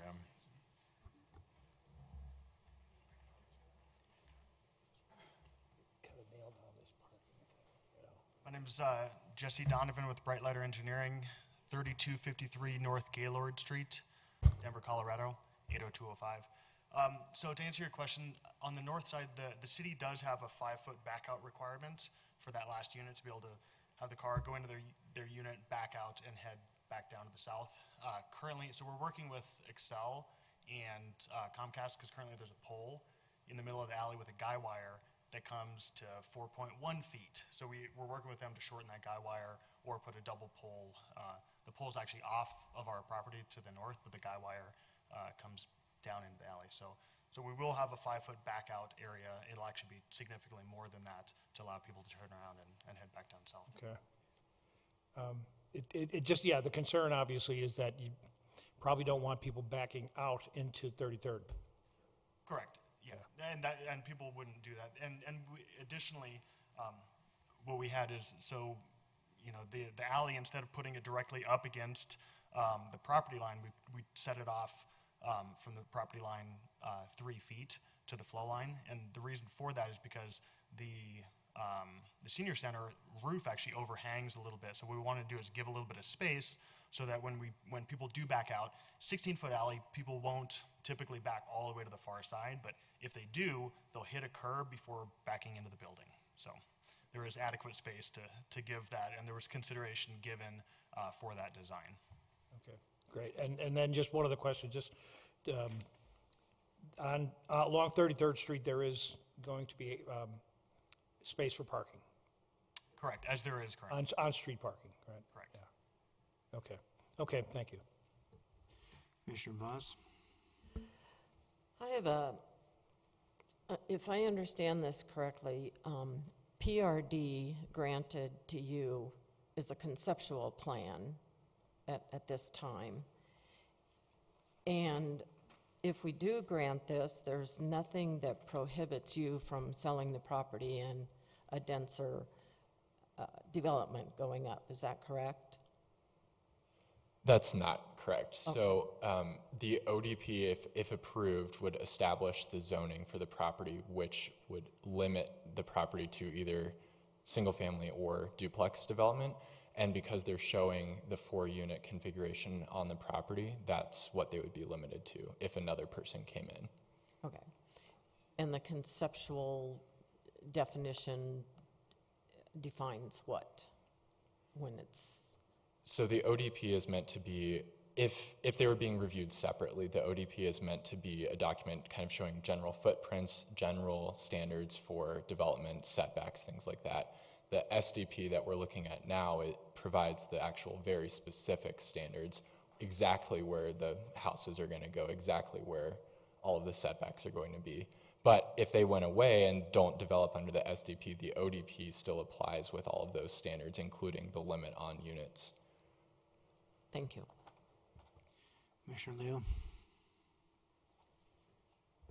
Well, I have a concern, and I don't know if this is the right time or not, but duplexes tend to, not always, but tend to be non-owner occupied. They're purchased and then they are rented out. And that's just a concern I have because we have so many rentals in Wheat Ridge as it is. Sure. I just want to throw that out. It's okay. So we've done in varying different builders and varying different owners. I would say maybe 45 duplexes in 8 years. And I've been the real estate broker on all of them, and I have yet to see one that didn't close with a loan that wasn't an owner-occupying loan. I think the big difference is that there may be a variety of duplexes in Wheat Ridge, but they probably aren't the scale of these. I mean, these aren't near the scale as some of the Denver ones that you've seen. You know, they're under 2,000 square feet above ground. So, but they're 3-bed, 2.5 bath. You know, they're built for a family. So. Okay, thank you. But I couldn't when I sell it to somebody, I wouldn't know what they would use it for. So. And just for the record, city code and federal fair housing laws wouldn't allow us to regulate or distinguish or make any sort of judgment on whether they could be owner or renter occupied. Right, well, that's why I said it was a concern. Sure, fair enough. I have a couple questions. One is, what is the purpose of the small fence on the north and south? It's got 2 gates. Is that for like emergency egress out of the? Can you help me? I'm sorry, my vision is so bad right now. Can you be more specific about which fence you're talking about? You asked about the fences?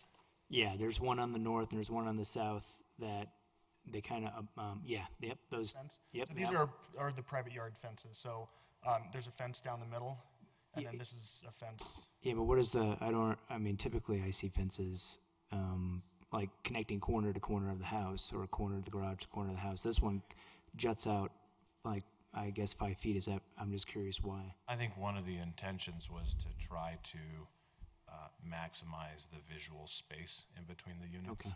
And so by kind of putting the fence back along the back edge of the property, it would kind of visually give more space between the units. Okay.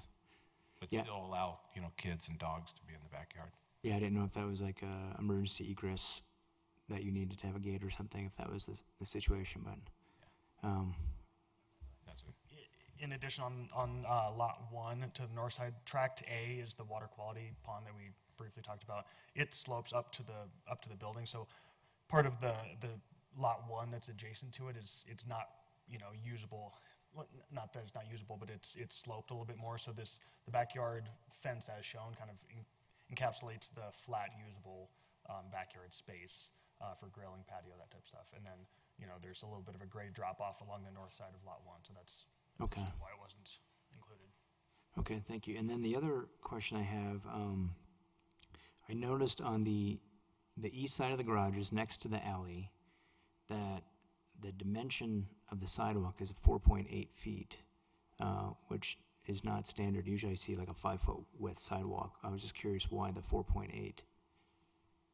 You can see it on it. On the east side of the garages? Yeah, it says concrete, and there's So that's actually not a sidewalk. That is just an approach to the garages. So you have an alley, and then off of that, there's a slope up to hit the finished floor of the garage. It's not.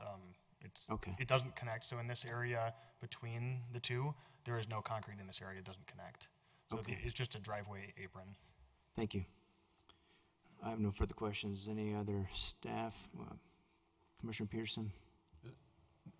This probably falls into the category of we can't make you do anything. But you've got a concrete patio and a walkway out to the garage. The city of Wheat Ridge doesn't have any requirements for permeable patios and walkways and things like that, do they? Sorry, trying to get the mic on. So we do have requirements for open space on properties. The code for duplexes just requires 25% of the lot. The applicant is actually proposing 42% of the lot. So they've proposed a much more increased, I guess, amount for each lot of open space, which in this case is mostly pervious, with the exception of the concrete patios. I think we're open to pervious pavers and things like that, but they're well exceeding their requirement. No, yeah, it's clear from the diagrams that they're exceeding that. I was just wondering about permeable materials. Certainly encouraged, yeah. Encouraged but not required. It's permeable pavers are allowed as a part of your water quality treatment if you chose to go down that path. They've got a separate water quality facility that's just an above ground facility. Those permeable pavers have pretty high maintenance requirements. And so we typically don't see it on a lot that's got the room to put in a water quality pond like this one does. But we certainly have them at locations around the city. But okay.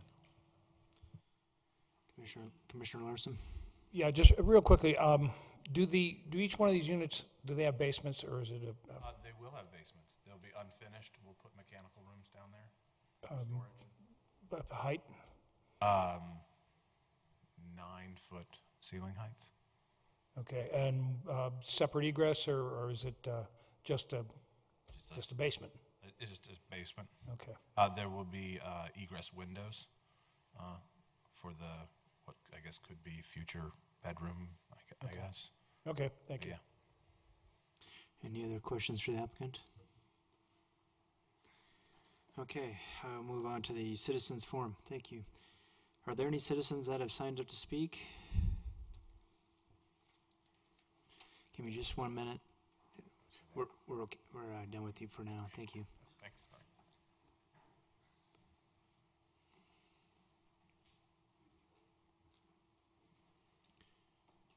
Okay, I have 4 people signed up. The first one is Tom Sundheim.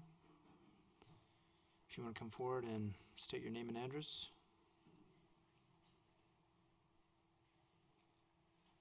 My name's Tom Sundheim. I live at 5601 West 35th Avenue. So I'm about 3 blocks from this proposed project. And I came as a pessimist, only in that I was armed for 45th and Tennyson being snuck into the neighborhood. And I was absolutely pleased to speak with the gentleman who's the real estate broker. Not only his attitude, but what they're proposing. I think they're knocking themselves out to do a really, really great project for the little neighborhood. I don't personally see, I think they've done all their due diligence with not doing a flat roof and all the due diligence, not going from sidewalk to alley to street. Their landscape proposal is great. Their garages is a good idea. And sidewalks, I'm going to guess that's a lot in the hands of Wheat Ridge to do, because the neighborhood's pretty funky in sidewalk world. But other than that, I think it's a wonderful proposal. I hope you folks see it in the same light. And I don't see where it's anything but a good thing for that part of our neighborhood. Thank you. Thank you. And next is George Della Giacomo. Thank you. Jay Fiester. Oh, okay. Jesse Donovan. Okay. Are there any other people in the audience that wish to come forward and speak? If not, I will close the citizens forum. So we have no questions for staff. Are there any other questions from the commissioners to staff or the applicant? At this point, I would entertain a motion. Can I make a comment to the applicant Sure. before motion? I just wanted to say to the applicant, in agreement with Tom, that I really appreciate the less density, the architect of what's proposed, and the fitting in with the neighborhood, the character of what is already there. We see too much of not that happening, and I just wanted to say I appreciate the thoughtfulness of that. Thank you. So the first one will be a motion for the zone change ODP. Can I be rude for just 1 second? Sir, we've closed the citizens forum, and And I don't mean to be rude, but I wanted to thank Mrs. Voss for your question that you spoke to, which was exactly answering the question, do we come in and make a change and then make it a different project? I thought that was a very prudent question. Thank you very much. And excuse me, I'm sorry. Thank you, sir. So is there a motion? Mr. Chairman, I'll make a motion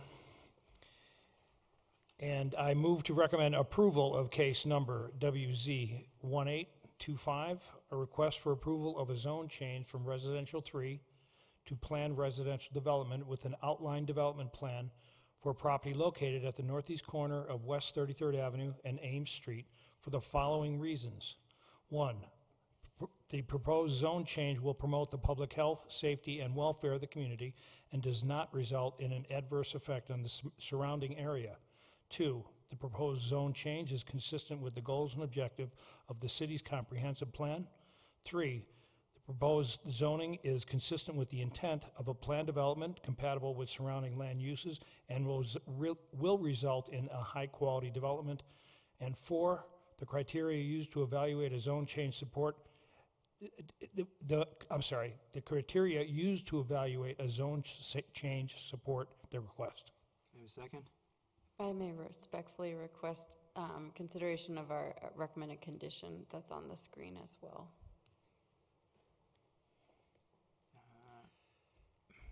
And I'd like to add that the staff recommends approval with condition. A minimum lot area shall be revised to 8,425 square feet. Is there a second? Any discussion? Call for a vote.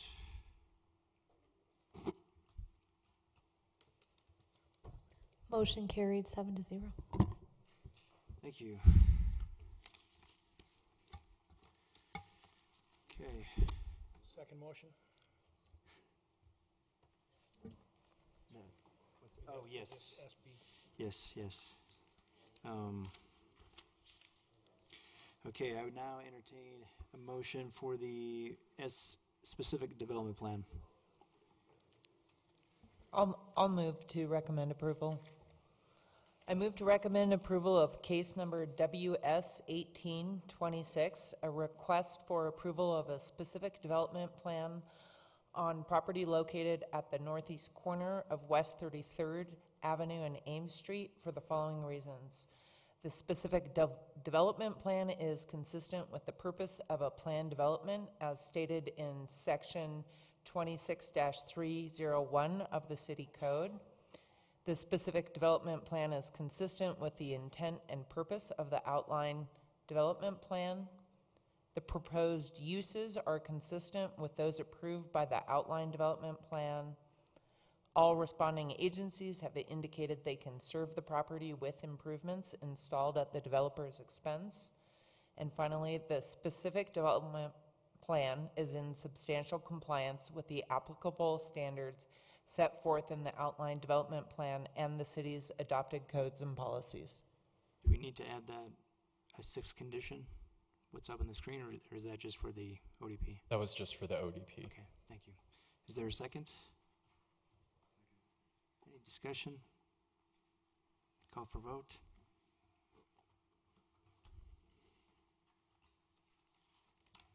Motion carried 7-0. Okay, we will now move on to our third and final case.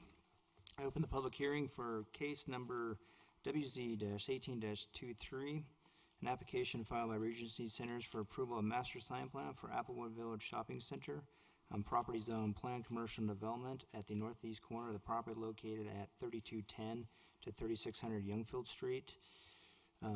And before I ask for the staff report, I just want to swear anybody in who plans to speak, including the applicant, staff, and anyone from the public who plans to testify. If you could raise your right hand, do you swear to tell the truth in the matter as you know it? And ask for the staff report.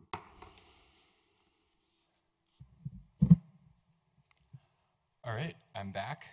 We're here to hear case number WZ-1823, which is a request for approval of a master sign plan at Applewood Village Shopping Center, which is located at 3210 to 3600 Youngfield Street. I'd like to enter into the public record the contents of the case file, the zoning ordinance, and this digital presentation.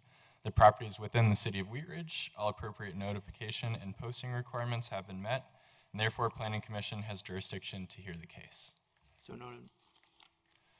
All right, Applewood Shopping Center is located at the west side of Wheat Ridge, between 32nd Avenue and 38th Avenue along Youngfield Street. It's approximately 34.5 acres. It takes up 6 city blocks, and it is a really large part of the west side of the city. Surrounding uses, some residential to the east, behind the shopping center along Wright Street, residential and commercial to the south, and then I-70 is to the west. This is a map of the zoning. The entire property is zoned planned commercial development. That was approved as an outline development plan, I believe in 2012, but the shopping center has been around since the late 60s. And then zoning to the east is residential. Zoning to the south is also mostly commercial with some residential east of Xenon Street. I just want to provide some photos. There is a lot going on at Applewood right now. There's a new restaurant under construction, and then the entire north side of the shopping center is being renovated. The former Walmart building is being repurposed.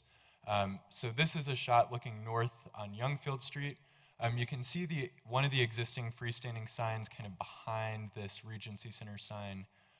That is a current freestanding sign in the property. And then you can see I-70 to the west. And just for perspective, this is the halfway point of the shopping center. And it slopes down a little bit, but you can't see 38th Avenue from here. So that just gives you an idea of the scale. This is at the entrance on 32nd Avenue looking east. I think in the staff report I wrote west, but it's east. And the King Soopers Fueling Station is to the left of this image. So master sign plan is a plan that establishes standards for the size, location, and design of signage within a unified development or a campus. There are a few examples of master sign plans in the city of Wheat Ridge. Applewood does not have one currently, so this is an application for a new master sign plan for the property. But Lutheran Hospital, the corners at Wheat Ridge are two primary examples of properties that have master sign plan. They're meant to encourage well-planned and well-designed unified signage for a large property while still allowing for identification of businesses. So it can propose minimum and maximum standards. It's allowed to vary from the sign code that's established by our city code. But it does not change the zoning, it does not change permitted uses, it does not involve a site plan review, and it does not involve architectural design of buildings. So it's specifically focused on which signs are potentially changing standards. So it's approved by Planning Commission. This is the final hearing for this application, and it's recorded with Jefferson County. Not all properties are eligible for a master sign plan. They must be at least 2 acres in size. Applewood is 34.5, and they have to be under unified control. In this case, Applewood is operated by Regency Centers. So checks both those boxes. The applicant is proposing a few things. First, they're proposing 4 freestanding signs on the property with cohesive branding for the shopping center. Currently, there is 1 freestanding sign on the property that is a multi-tenant sign at the main entrance. There was also a freestanding sign that was formerly used by Walmart, which is now still there on the property, and that's also proposed to be replaced. But there's no signs on either 32nd or 38th Avenue. Under the sign code, they would be permitted signs on those streets, and actually the shopping center could have up to 7 50-foot tall signs on the property under the sign code if it was not part of a planned development. In this case, they're proposing 4 signs.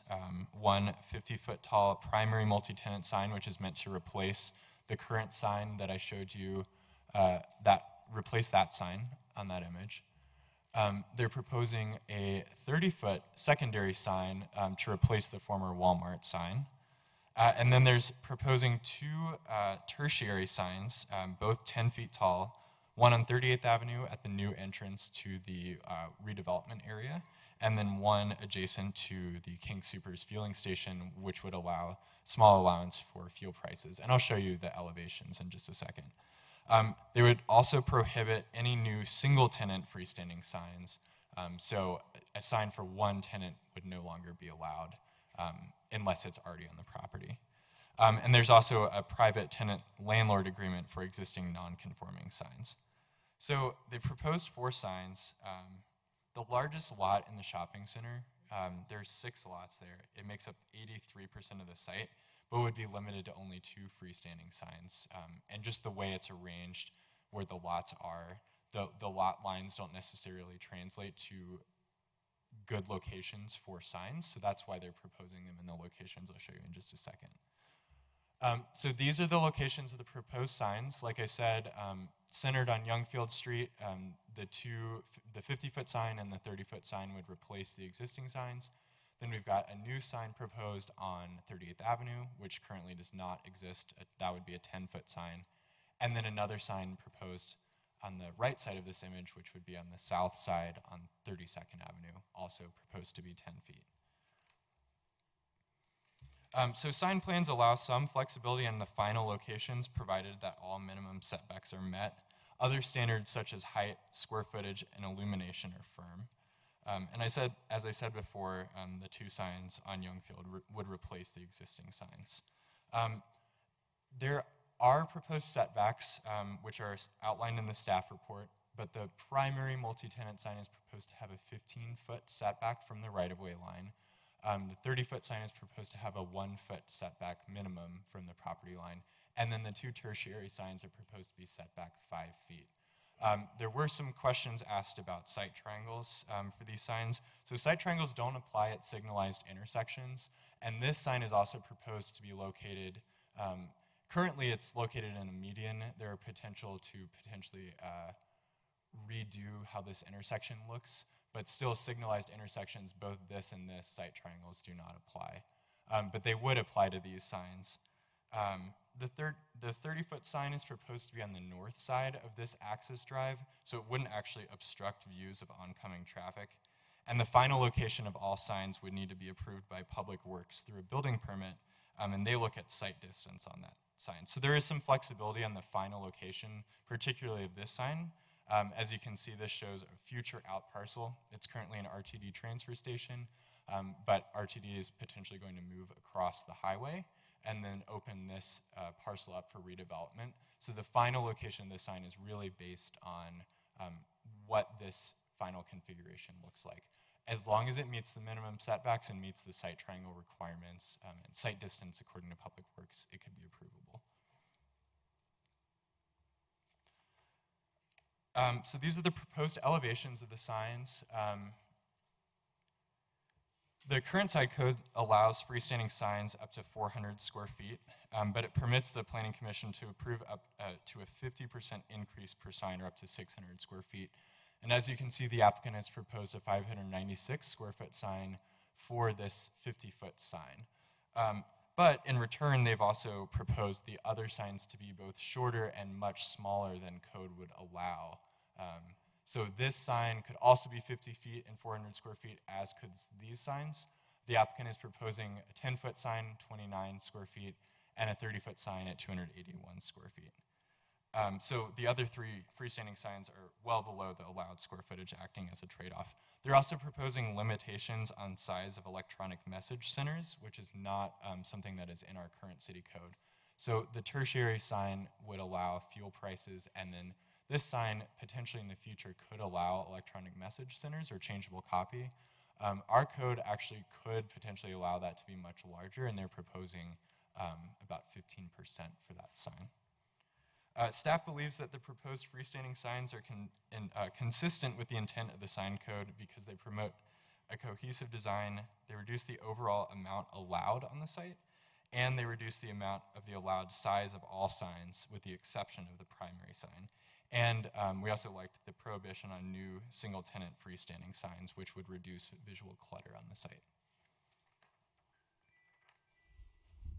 Wall signs are allowed at a ratio of 1 square foot per 1 linear foot of store frontage. The applicant has proposed to increase that to a ratio of 1.5 square feet per 1 linear foot of frontage, but with the trade-off that signs could not exceed 75% of the store frontage. So that means that, I guess, the sides of the sign couldn't take up the entire store frontage.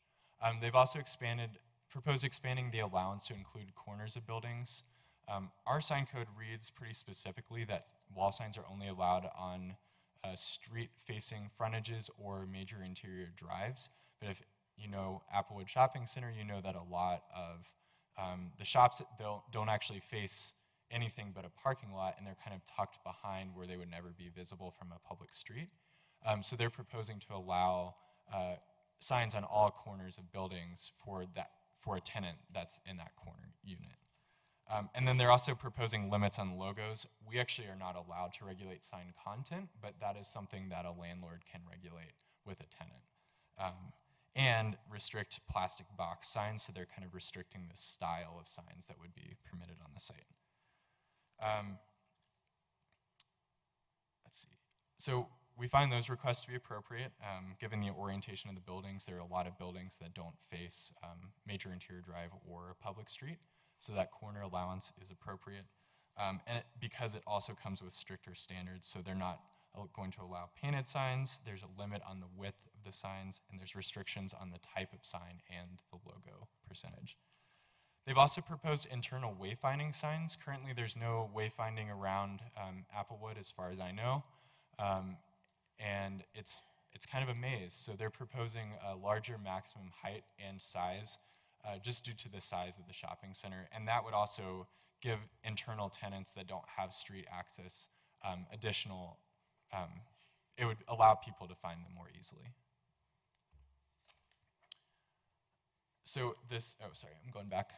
The city code only allows 4-foot signs for wayfinding. They're proposing 8 feet tall, and they also are proposing 10 square feet as opposed to 4 square feet. Lastly, I'll talk about non-conforming signs. So there are 2 non-conforming single-tenant signs in the shopping center, Applejack and Chili's. Both of those could remain under this plan, but the landlord may impose private agreements with the tenant that they would be responsible for enforcing. From the city's perspective, though, these signs could remain. By code, the city requires that if non-conforming signs are damaged at a rate of 50% of their replacement cost, they must be replaced.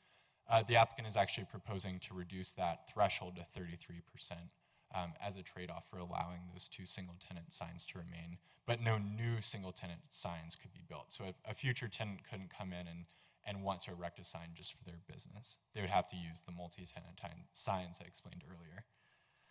All other signs, such as blade signs, temporary signs, are proposed to comply with the city's standard regulations, so they do not need to be included in the plan. There was a referral process. We had no concerns from outside agencies or city departments. We did have a 15-day public hearing noticing for the Planning Commission. We didn't receive any formal letters or emails. I was contacted by 3 individuals, and I met with 2 in person, actually, and showed them the plans. One did express their opposition to the plan. We are recommending approval of the master sign plan. It was determined that the site is eligible, and the plan promotes well-planned and well-designed cohesive signage as an update for the shopping center. And it will provide some increased allowances in some cases, stricter requirements in other cases, but it's appropriate for the context and scale of the development. I'm able to answer questions you have, and the applicant is also here as well.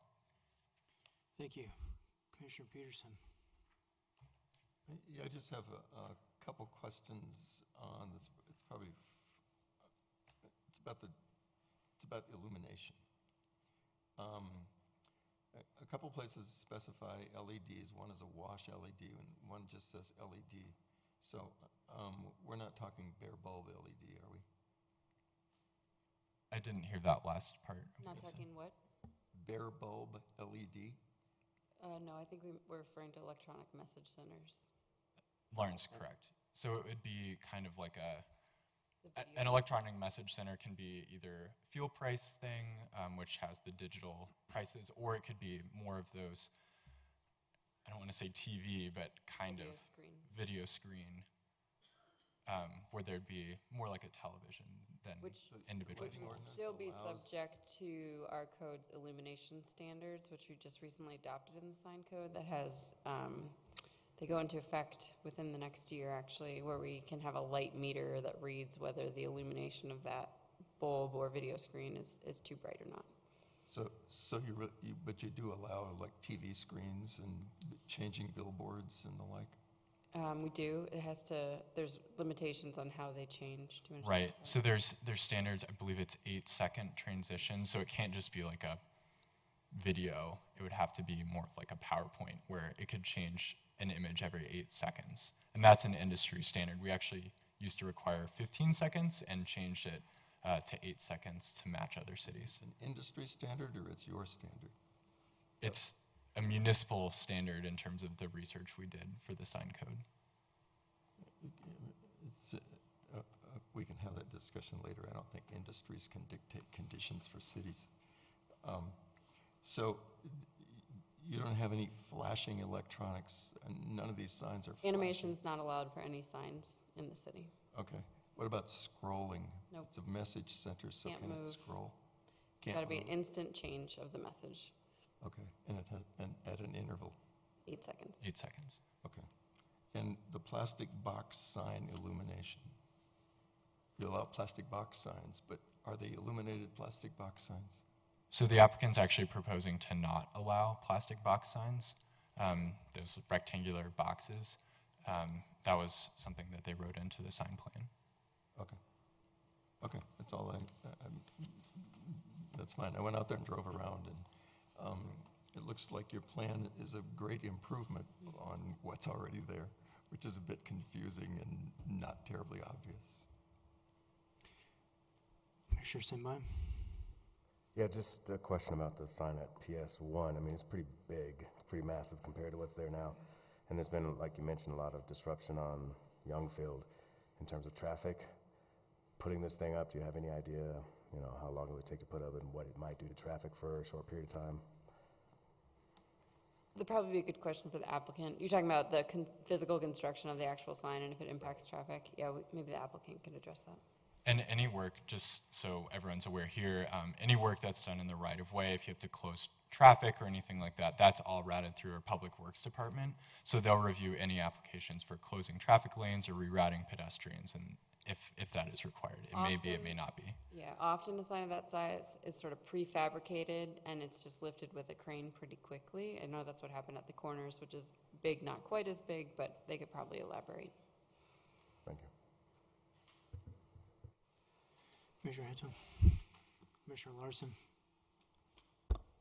Yes, thank you, Mr. Chairman. I do have a couple of questions here. The first one is on Exhibit 2, the zoning map. It shows a small inset as Commercial 1, and I believe that's where the mattress firm is located. Is that included in this? It is not. So that is actually under separate ownership. And they have their own freestanding sign. They weren't a part of this deal. And their applications would have to conform with the city sign code. Correct. So they're not in the plan development either, so they would just meet our standard city sign code. Okay.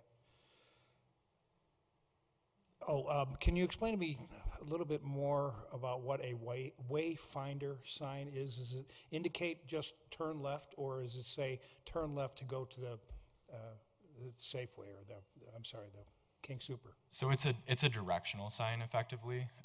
It would have potentially business names with directions on them, with arrows, things like that. I guess wayfinding is, I've seen that more in an open space context where you have trail signs, but I guess in this case it would be more of a shopping center tenant-oriented signs. And these are all interior, these are not on the... Correct. They would all be on private property. Okay. The requirement about damaged signs, if an existing sign is damaged, is this just apply to the 2 freestanding signs, or is it in general? It would apply to any non-conforming sign. So those 2 freestanding signs that are non-conforming, that would apply, but it would also apply to any wall signs that are non-conforming as well. Okay. Okay, that's it for now. Thank you. Commissioner Moss? I have a couple. We are hearing this case because the applicant wants to put up various signs and get permission, or are they required as this type of a development to be heard for their signage? So it's a master sign plan, which would require, it's basically a set of variances under the document called a master sign plan, which is something that the Planning Commission would be required to hear. We couldn't permit the sign size or locations just under the sign code. And the plan development doesn't call for any of these signs. Yeah, so our sign code works really well for one business on one lot with one street frontage. And it's similar to sort of other zoning standards. It doesn't work quite as well for a property this large. The perimeter is almost 2/3 of a mile. It sort of needs its own unique set of rules. And if you're going to request your own unique set of rules, it's often a give-get. So they're asking for a few things that are bigger, but far fewer number of signs. So it's kind of like a plan development in that it's like a negotiated sign plan. But because this and sort of the corners and Kipling Ridge and Lutheran campus, those are just different animals from a sign standpoint and a size and a campus feeling. And the code requires that we bring those plans to you. We don't have any capacity to approve them administratively. Okay. And then when do we get to see the materials, the shapes, the look, the style? You had a little bit of graphics there, but what's it made of? Do we get any process on that?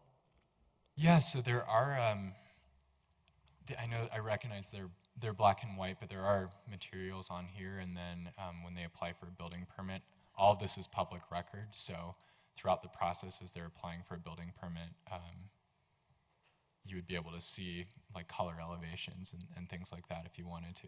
But we don't see anything here at planning. No, this is the typical level of detail that we'd include in the sign plan. So similar to our standard code, it's mostly verbal. And I think Scott mentioned anything that's not addressed in here defers back to our normal code. So we make sure that the language is clear enough that when we get a visual through that building permit that we can at least gauge whether it's meeting it or not. But this is, the elevations of freestanding signs is typically the most you'd see of what they're going to look like. So you're saying the code already has requirements for material and shapes? We don't have material requirements. So it's typically just that the base is consistent with the primary building. In this case, Applewood. There's a lot of primary building materials, so that's why there's the table on this particular sheet. But we don't often have material requirements for other types of signs. Does that sound right? And the applicant is actually proposing all of the backing of the material for each sign to be consistent. So each business couldn't have a different color on there. It would be, a color on the back and then letters on for each business, as opposed to each business has multiple colors and different LEDs. It would be a consistent theme throughout where they would have the same backing color. Okay. Last question. This hearing seems to be a accept or deny on the variances that they're asking for with the double the height, double the other interior. Is that correct? So it's on the sign package in whole. So Scott tried to outline sort of here's what it would be, here's where they're asking for more, here's where they're giving up things. They're allowed to have a 50-foot sign because they're highway oriented. It's the square footage of that large one that's bigger than what we're accustomed to seeing. So we have 50-foot tall signs in the city. So you're not approving sort of each individual variance like the Board of Adjustment would. We're bringing to you like a plan development. Here's the package deal that they're asking for. You can put in conditions of approval if something were to come up or something's not clear.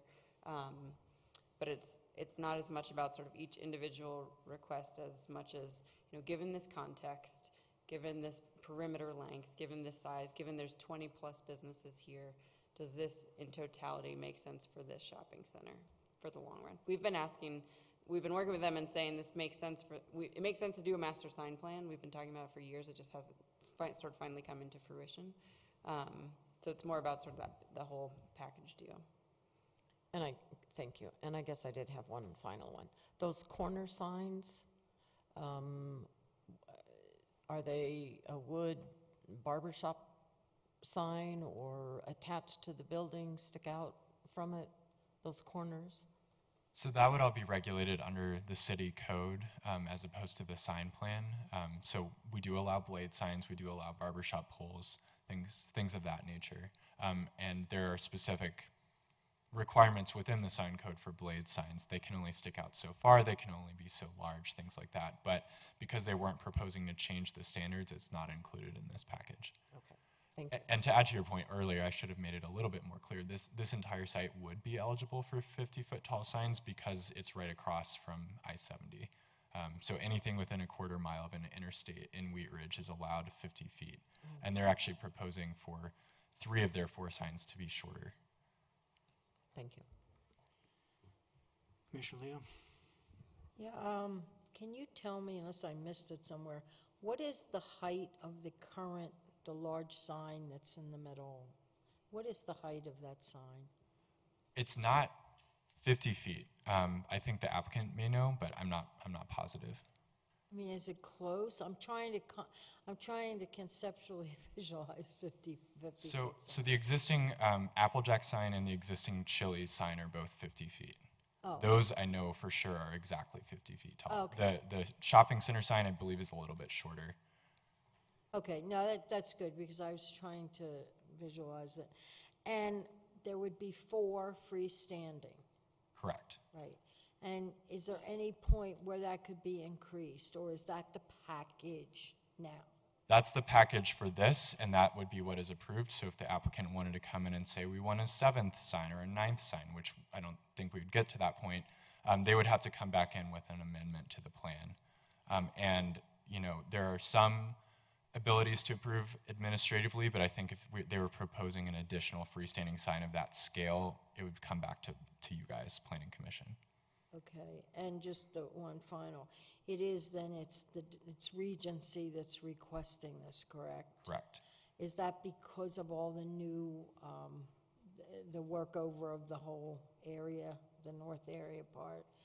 I mean, why are they at this point requesting that? I think that's a better question for the applicant, but I will say, as Lauren said, we've been kind of pushing them to apply for a master sign plan at some point, just to allow for more cohesive signage on the site, because right now you go out there and there's 5 different styles of signs, and there's not really a cohesive branding of the shopping center, but it did come from Regency. They applied and are requesting these changes. And it's currently zone planned commercial development, so we have to go to that development plan every time a new business comes in and then comes to us and says, I want a new freestanding sign. And we're like, you can't actually have one because right now you have an outline or a specific development plan and it doesn't allow for any more signs. So we've known, and we have 16 amendments to the shopping center, so we've known we needed one good document to look for with all the sign standards. So it's, from our standpoint, it's been time for a little while, and I think it just sort of rose to the surface. They've had a lot of activity out there that is drawing their attention elsewhere appropriately. All right, thank you. I have some questions.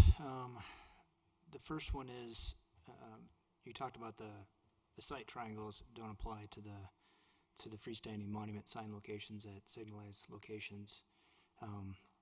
My first question is what is I see a front elevation of the signs, but I do not see side elevations of the sign. What is the width generally for the 50-foot and the 30-foot freestanding signs? I will have to defer to the applicant on that one. And I'll save that question for the applicant. As I refer to page 404 that shows that elevation, it shows a person to scale, and I have some public safety and welfare concerns about a person, or I understand that there is not a current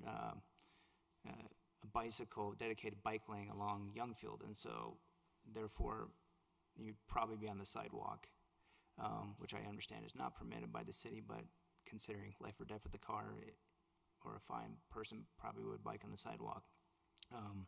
Also pedestrian, I'm guessing that there is no way that a car or a person could see each other around that sign if it is placed too close to that to the sidewalk. I really don't see how anybody could see around the base of that sign, and that's why I have some really big concerns that just because it's a signalized intersection, how does that negate safety for pedestrians and cars that this That's my first question. So are you referring to the 50-foot sign then? The 50-foot and the 30-foot, I'm Okay. thinking about the mass size, like just looking at the scale of the person to the scale of that base, and how wide is that going to be, and somebody's walking or somebody's biking, and there's even there's a signalized that I just don't see how a person or a car can see past that base. If it's pushed up close to the,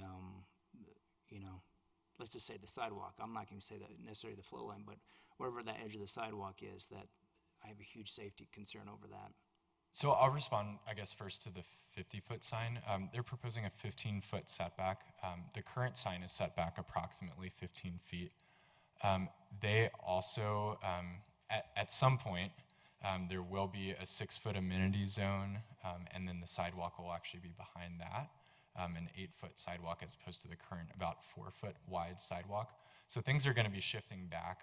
I did a quick analysis of that sign if, for whatever reason, a site triangle did apply, and it wasn't even close in terms of failing a site triangle standard from the city's arterial perspective. For the 15, and I would probably agree with that with the 15-foot setback, but the 30-foot, they're proposing a 1-foot from the right-of-way line. Correct, and again, the location of this sign is really TBD in terms of how this parcel ultimately redevelops. They are proposing a 1-foot setback. That is a minimum. If we find that there's an unsafe condition or Public Works believes that it wouldn't comply with the site triangle standard, I guess the site triangle would always supersede. So there's like a fail-safe in that Public Works would be looking at each individual location of the sign and making an analysis. The 1 foot is not like it's going to be built at 1 foot, but it could if it potentially met, it was a safe condition for site distance. Okay. And then the other signs have minimum setbacks. They're 10 feet tall. I don't know how wide they are, but they're 5 feet back from the setback as well, the tertiary ones. And those I would, again, I have concerns over visibility and adequate time that someone can see coming around those corners if they're placed near intersections, which they generally are. And even I'm not sure where the informational wayfinding sign is, but if it was 2 feet taller, it's now into the freestanding category. So it's essentially a freestanding at 8 feet tall, because we're above the 36-inch site visibility. So that's my comments on that. And then another concern I have is where is the relationship of the ones along the freestanding signs along Youngfield to the existing power lines? I know that typically Excel does not want trees over 15 feet height within 15 feet of those power lines. This is 30 feet and 50 feet. Where are they in relation to those overhead power lines?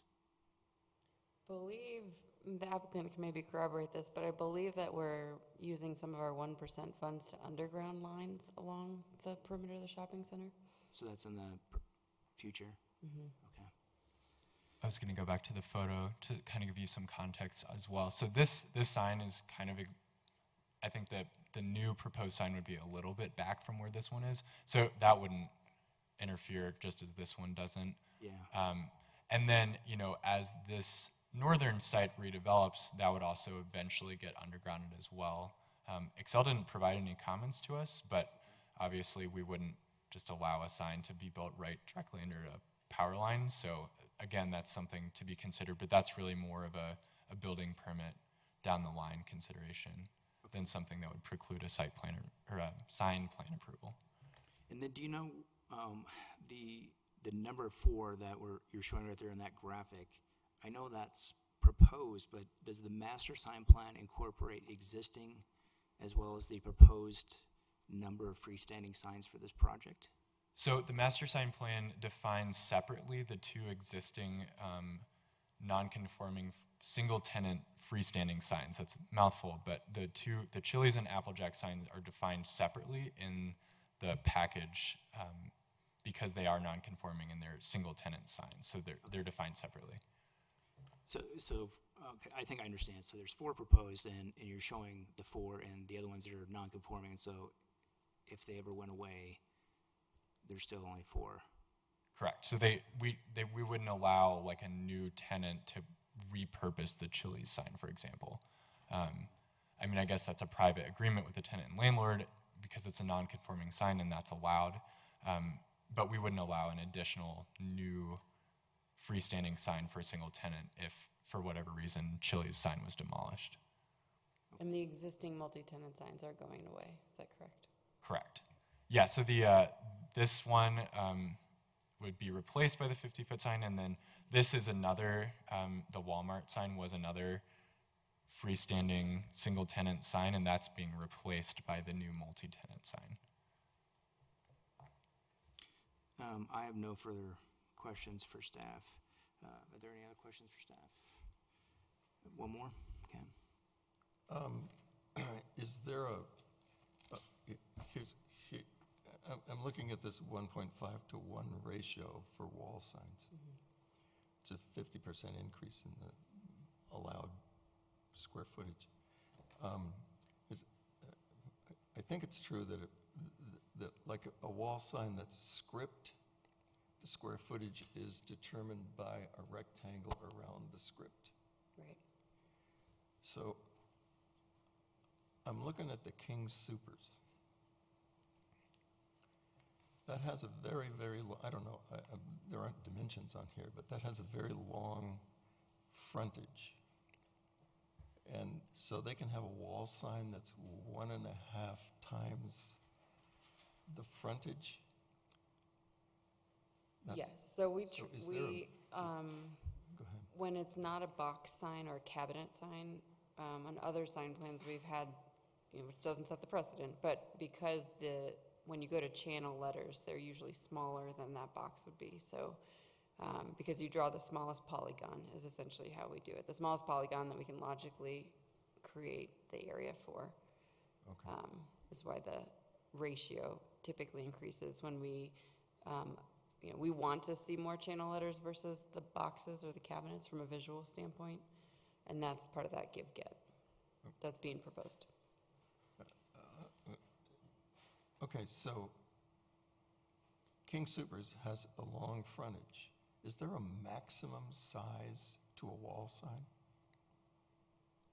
There's just an absolute maximum. You can't have it over 1,000 square feet. No. So King Supers could have a sign that illuminated most of the parking lot, right? Given the length of that frontage. I mean, with these small buildings, it wouldn't matter. So you're mixing two things. So we only allow the internal illumination of the sign. And often, like for King Supers example, it might say King Supers Photo Pharmacy and like a Starbucks if they were inside. So it's the total sum of all of those words in text. So, Lucky's, for example, I think they're at 1.75 of that allowance because they gave up allowance on a side. So I think when it's set back that far on a building that big, it doesn't actually appear to be grossly out of proportion with the building size, is what we've observed so far. But there is no regulation on the maximum size. No. We have an overarching absolute max on freestanding signs, and billboards, but not wall signs. Okay. And the applicant is proposing a cap on the overall width of the sign, so it couldn't take up more than 75% of the width. Yeah, but I could see a really bright 75%. Any other questions? I guess I just had one more. You mentioned that you met with one person that had opposition, and can you share what that opposition was? My impression was that they had more general opposition about the operation of the shopping center and new construction, particularly the new Hacienda restaurant, and just kind of the excess amount of construction going on, traffic, noise, things of that nature. I think there were some concerns, particularly about the 50-foot sign being too tall and potentially illuminating well beyond the property boundaries. But to my knowledge, it seemed like most of the complaints were about kind of the shopping center and redevelopment generally. Any other questions for staff? Thank you. Just one more, if you please, Mr. Chairman. I'm still not quite past the main entrance sign at the where the signalized intersection is. And if you recall that intersection, the egress from the parking lot is separated by an island of maybe 10, 15 feet. And early on, there was a mention that may be reconfigured. And why would you put a sign right in the middle of something that might get moved? So that would be kind of done in tandem. I don't think they would be proposing to build a sign and then a year later to rip it out and move it. That's definitely a better question for the applicant. There hasn't been a final design, at least that we've seen, that shows the location of the sign relative to any sort of reconfiguration of that intersection. But to me, that's not a practical solution. I don't think we would really want to accept a permit knowing the sign would be moved quickly. Have you had discussions about relocating it? The intersection or the sign? No, the sign. So the purpose of the master sign plan is to provide sort of the future vision. So there's nothing that compels them to build these in a certain time period. Like with the variance, you have to get a building permit within 6 months. That's not the way that this would be. So this is just sort of, here's what the vision is going to be, and when that gets reconfigured, the sign would be replaced. And the goal here is to sort of lay this whole roadmap out now so that we don't have to come back in a year whenever that might happen. So the part of the agreement is not to tell the operator that the sign has to go exactly here. Right, these are all minimums, same as sort of our standard sign code. This is generally where they intend to put them. Okay, Yep. Thank you. Yeah, so the final location could potentially shift based on that alignment. Any other questions for staff? Thank you. If the applicant would come forward, you can make a presentation. If otherwise, I'm sure some of the planning commissioners have some questions for you.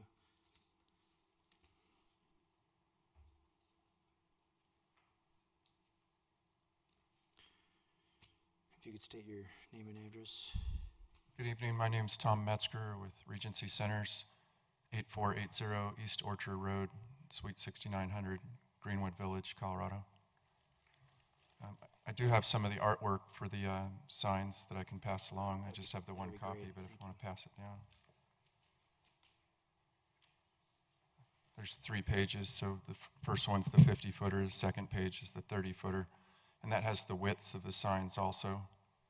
I think the 50-footer is about 4 feet wide, 30-footer is about 2 feet wide, and the 10-foot sign is 1 foot wide for scale. So you said what was the width of the 50-foot? Sir, is it? Oh, it's on those sheets? I think, is it 4 feet, sir? Yep. Okay, thank you. That's really a function of the structure needed inside the sign to hold something up 50 feet high with the wind loads and structural design. Did any of let's start with Commissioner Peterson. Do you have any questions for the applicant? Commissioner Sim, aye. Questions for the applicant? Do you have any questions? Just real quick, how do you put these things in? I mean, is it quick? Is it? Like Lauren said, they fabricate these things in their shop and then bring it out. The 50-footer might have to be done in a couple sections, but they get it installed generally in the same day. They'll get the foundation done beforehand and then come in and set it in sections with a crane. And that intersection, we'll be working with the Public Works Department on reconfiguring that intersection. From what I can tell, we may end up moving the sign south and out of that island. The island will get a lot skinnier so that we have a left turn out, a straight lane out onto I-70 and a right turn out, and then we'll have some better lanes coming in. It's just all cattywampus right now. Commissioner Antle? Commissioner Larson? No, I do appreciate you helping to clarify that question about the intersection, because it really is a mess sometimes. It's terrible. Yeah. The sign's a good catalyst to fix it. Commissioner Moss? I don't know who would answer this, but I think Scott mentioned that that RTD area might go away and move somewhere. Do you have knowledge of that? Can you share? Yes, they're moving May 18th. They start their new service at Ward Road, I believe is where, and it's a bus transfer facility. There'll still be bus routes that go on Youngfield and on 38th, but this facility is actually sort of a driver's rest area. At the end of their route, they get a 15 or 30-minute break, and they literally just use the bathroom, go to King Soopers and get something to eat and relax a little bit, and they're moving that facility somewhere else. May 18th is the new service route. So then that area will be parking? We're hoping it's a restaurant. Oh, might put something there. Yep. Okay, thank you, thank you. Commissioner Leo? Okay.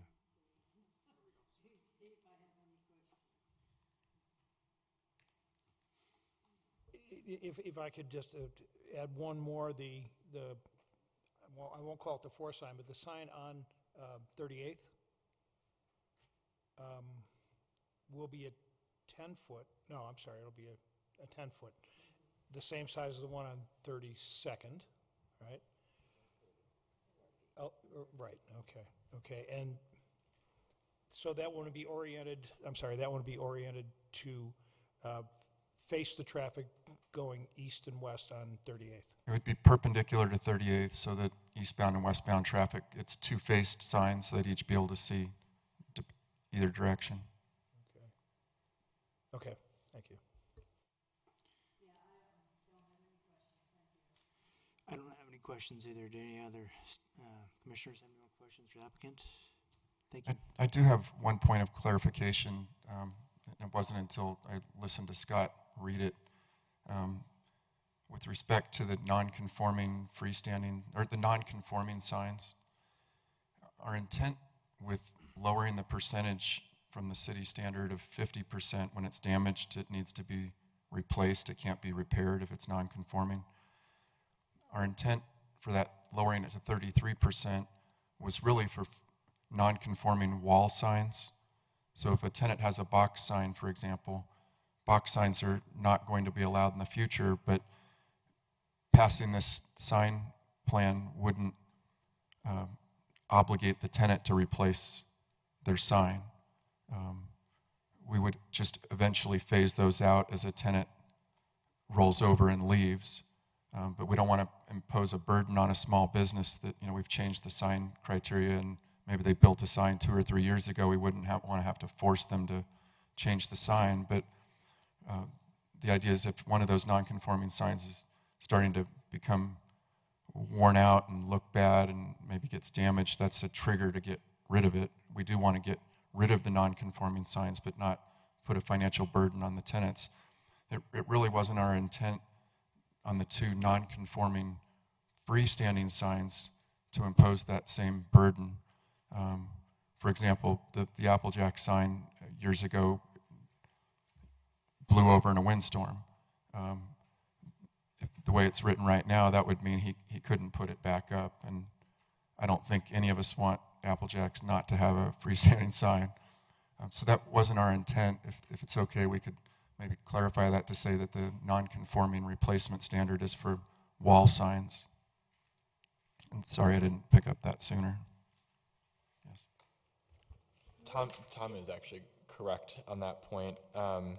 So the freestanding signs for the Chili's restaurant and also the Applejack sign, that is a private agreement between the landlord and tenant, whereas the other non-conforming signs would have to comply with that 33%.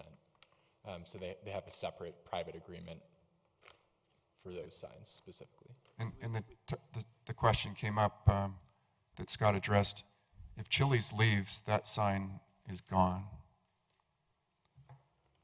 A new tenant that comes in there would get a panel on that 50-foot sign. There would not be a new sign for a new tenant there. If there was no reason why they would have to replace their sign, it's not deteriorated or anything, but you would like to see it replaced, is there any incentive to that business to assist them to replace the sign? We do eventually come to that point where if they're a long-term tenant, the sign's not very nice, we'll work with them to say, hey, if we split the cost, can we get this thing replaced? It's awful. We also, generally the tenants have 5-year leases, and so there's a renewal option at 5 years, and that's usually a good point to have that discussion with them, and we'll say, if you want another 5 years, you need to replace your non-conforming sign. And we, maybe we help them out with that a little bit, give them a little remodeling allowance or something like that. Okay, thank you. Mm-hmm. If the commission is willing to entertain that suggestion that we add that clarity, if you could just add a note at the end of the motion with the following condition that the non-conforming provision be clarified, and we'll know what that means, and just add that word wall into item C on page 2. And I'm sorry, I have another clarification point. The commissioner here at the end brought up a pretty good point on the anchor, and we typically have a sign criteria on all of our shopping centers that regulates signage sizes and types. And the city's been pushing us to do something like this for a while, and I think the Walmart releasing effort triggered this. But we're glad to be doing it. But in the process of doing this with the city, I think we submitted a plan that was really more like our private sign criterias that just between us and our tenants. And we usually have a distinction between small tenants of a certain size and what signage they're allowed versus the large anchors. And in the process of working with the city staff said, well, a lot of that stuff is really private agreements. And what got lost in that I realize now is that the anchors, if you apply that 1.5 square feet per linear foot, King Soopers could have a ridiculously large sign. So I don't want to not have our sign program approved, but I guess I'd like to say if you could put a condition on it, we'll work with staff to say that we could come up with a maximum on the anchors based on square footage like we've used in other shopping centers so that something didn't get out of hand.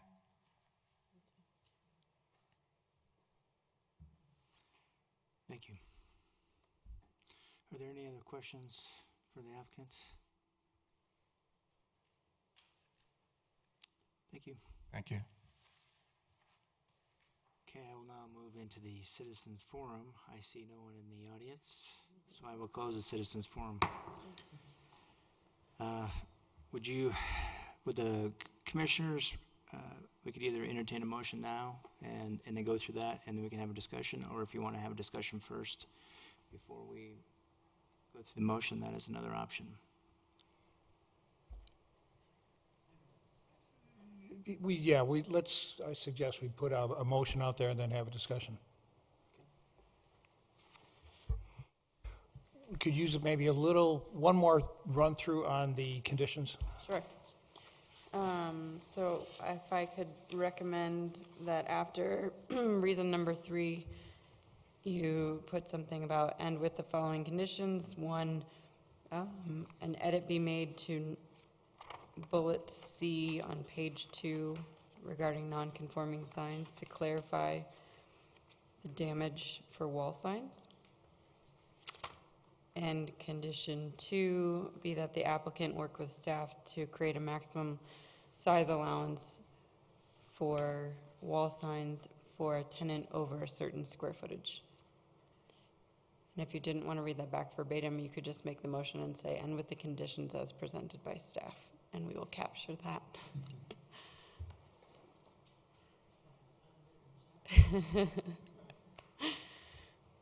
We go back and watch the videotape in these instances. And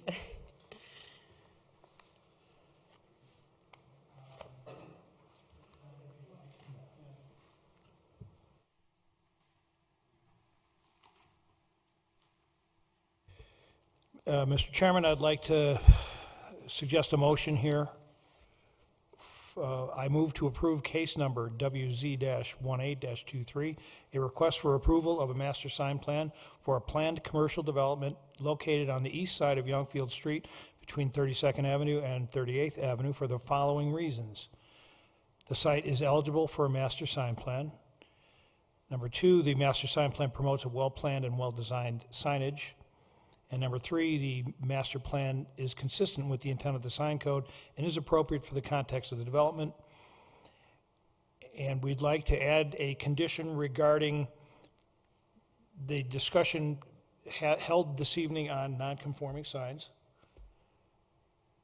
And as well, add a condition on the discussion held tonight on the staff developing a maximum sign size for square footage. Close, but I don't know if we quite got there. Is there a second? Any discussion? Quickly, the effective date of something like this if we approve it tonight. It's when recorded. So we would request the edits to the final document and then provide it for signatures, and then it takes effect as soon as it's recorded at Jeffco. So this, the changes we made tonight and whatnot would be incorporated in that version? They will be incorporated, yes. Okay, thank you. I can't make any conditions as the chair, but I would hope that, I have no objections to the pushing the signs forward, closer to the right-of-way line. I just want to make sure that staff considers site visibility triangles, whether or not it's signalized or not, just for safety reasons.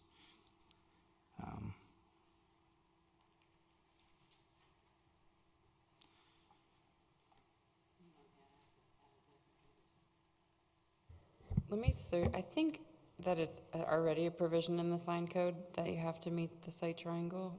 I thought it did. I looked at and the it would sign. defer to, if There's it's like a not otherwise permit. trumped by this, it would defer to that, so I can. Because there was one of the documents I looked at, it's a City of Wheater sign permitting, and it's a lengthy document that goes through, and I. Yeah, so section 26707, general provisions, no sign is allowed which would violate the site distance triangle requirements. So I think we're covered just by the standard code to address those concerns, that it would trump whatever designs or setbacks are proposed here, as it would for any sign that's proposed in the city. Okay, because some of on the documents before us, it says minimum, 1 foot setback, Right. and I just want Right. to make sure that that can't be trumped. So. Yep. Any other discussion? Does the new lighting, I guess plural ordinances, does that automatically apply? Applies to new signs. It doesn't yet apply to existing signs, but will retroactively. So the new LED or video message, it would apply to those. Okay. Yes. And to add to that, we received confirmation from the sign installer that they will be installing the dimmers that are required by code for these signs. Off the topic of the sign, but that was brought by the applicant, the mention of the possibility of changing that main intersection off of Youngfield entrance. I would be extremely in favor of that. Are there any other discussions? Okay, call for a vote.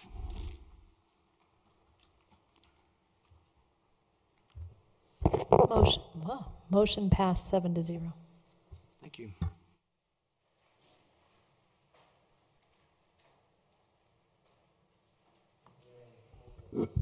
No old business. The only new business is to again affirm that we are having our dinner and training on the 18th. We will do dinner at 6 p.m. in our conference room. We will do the formal training session at 7 p.m. starting in this room. And we will send out information on those details. And I think Commissioner Voss had something she wanted to share with the group. Thank you. I had two things. First of all, I've got a pass out from a newspaper article. It's talking about a Golden Planning Commission meeting that they're having. So I just wanted you to be aware of that. And then today, I just got my planning magazine, which I have not gotten for a year. So I didn't know. We had some issues with American Planning Association. It's happened before, so if you have that issue and moving forward, let us know. You're all supposed to be getting that publication as commissioners. I was in the same boat, so Yeah. Yeah, it wasn't personal. Yeah, I didn't think it was personal, but I was like, what happened? Usually we get them delivered here, so I'm glad to know that you got them at your house because I've been waiting for them.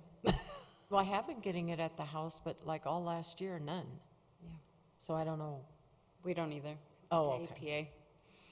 Okay, thank you. We have a membership, the city pays for the membership for the commission, and we keep it updated, but evidently they weren't keeping it updated, so you would receive that publication as a benefit of, through the city's membership. Not really. Not really. Any other questions or comments? Just a note, Mr. Chairman, on this past Tuesday night, April 2nd, I attended a seminar held by the American Institute of Certified Planners in Englewood, where the discussion centered on short-term rentals. And there were representatives of Lakewood, 2 people from Denver and somebody from Englewood. And the discussion on how Denver has approached the short-term rental issue was very interesting. So I just wanted to put that out there, and I believe Wheat Ridge, it's an issue that the city of Wheat Ridge is looking at now. Correct.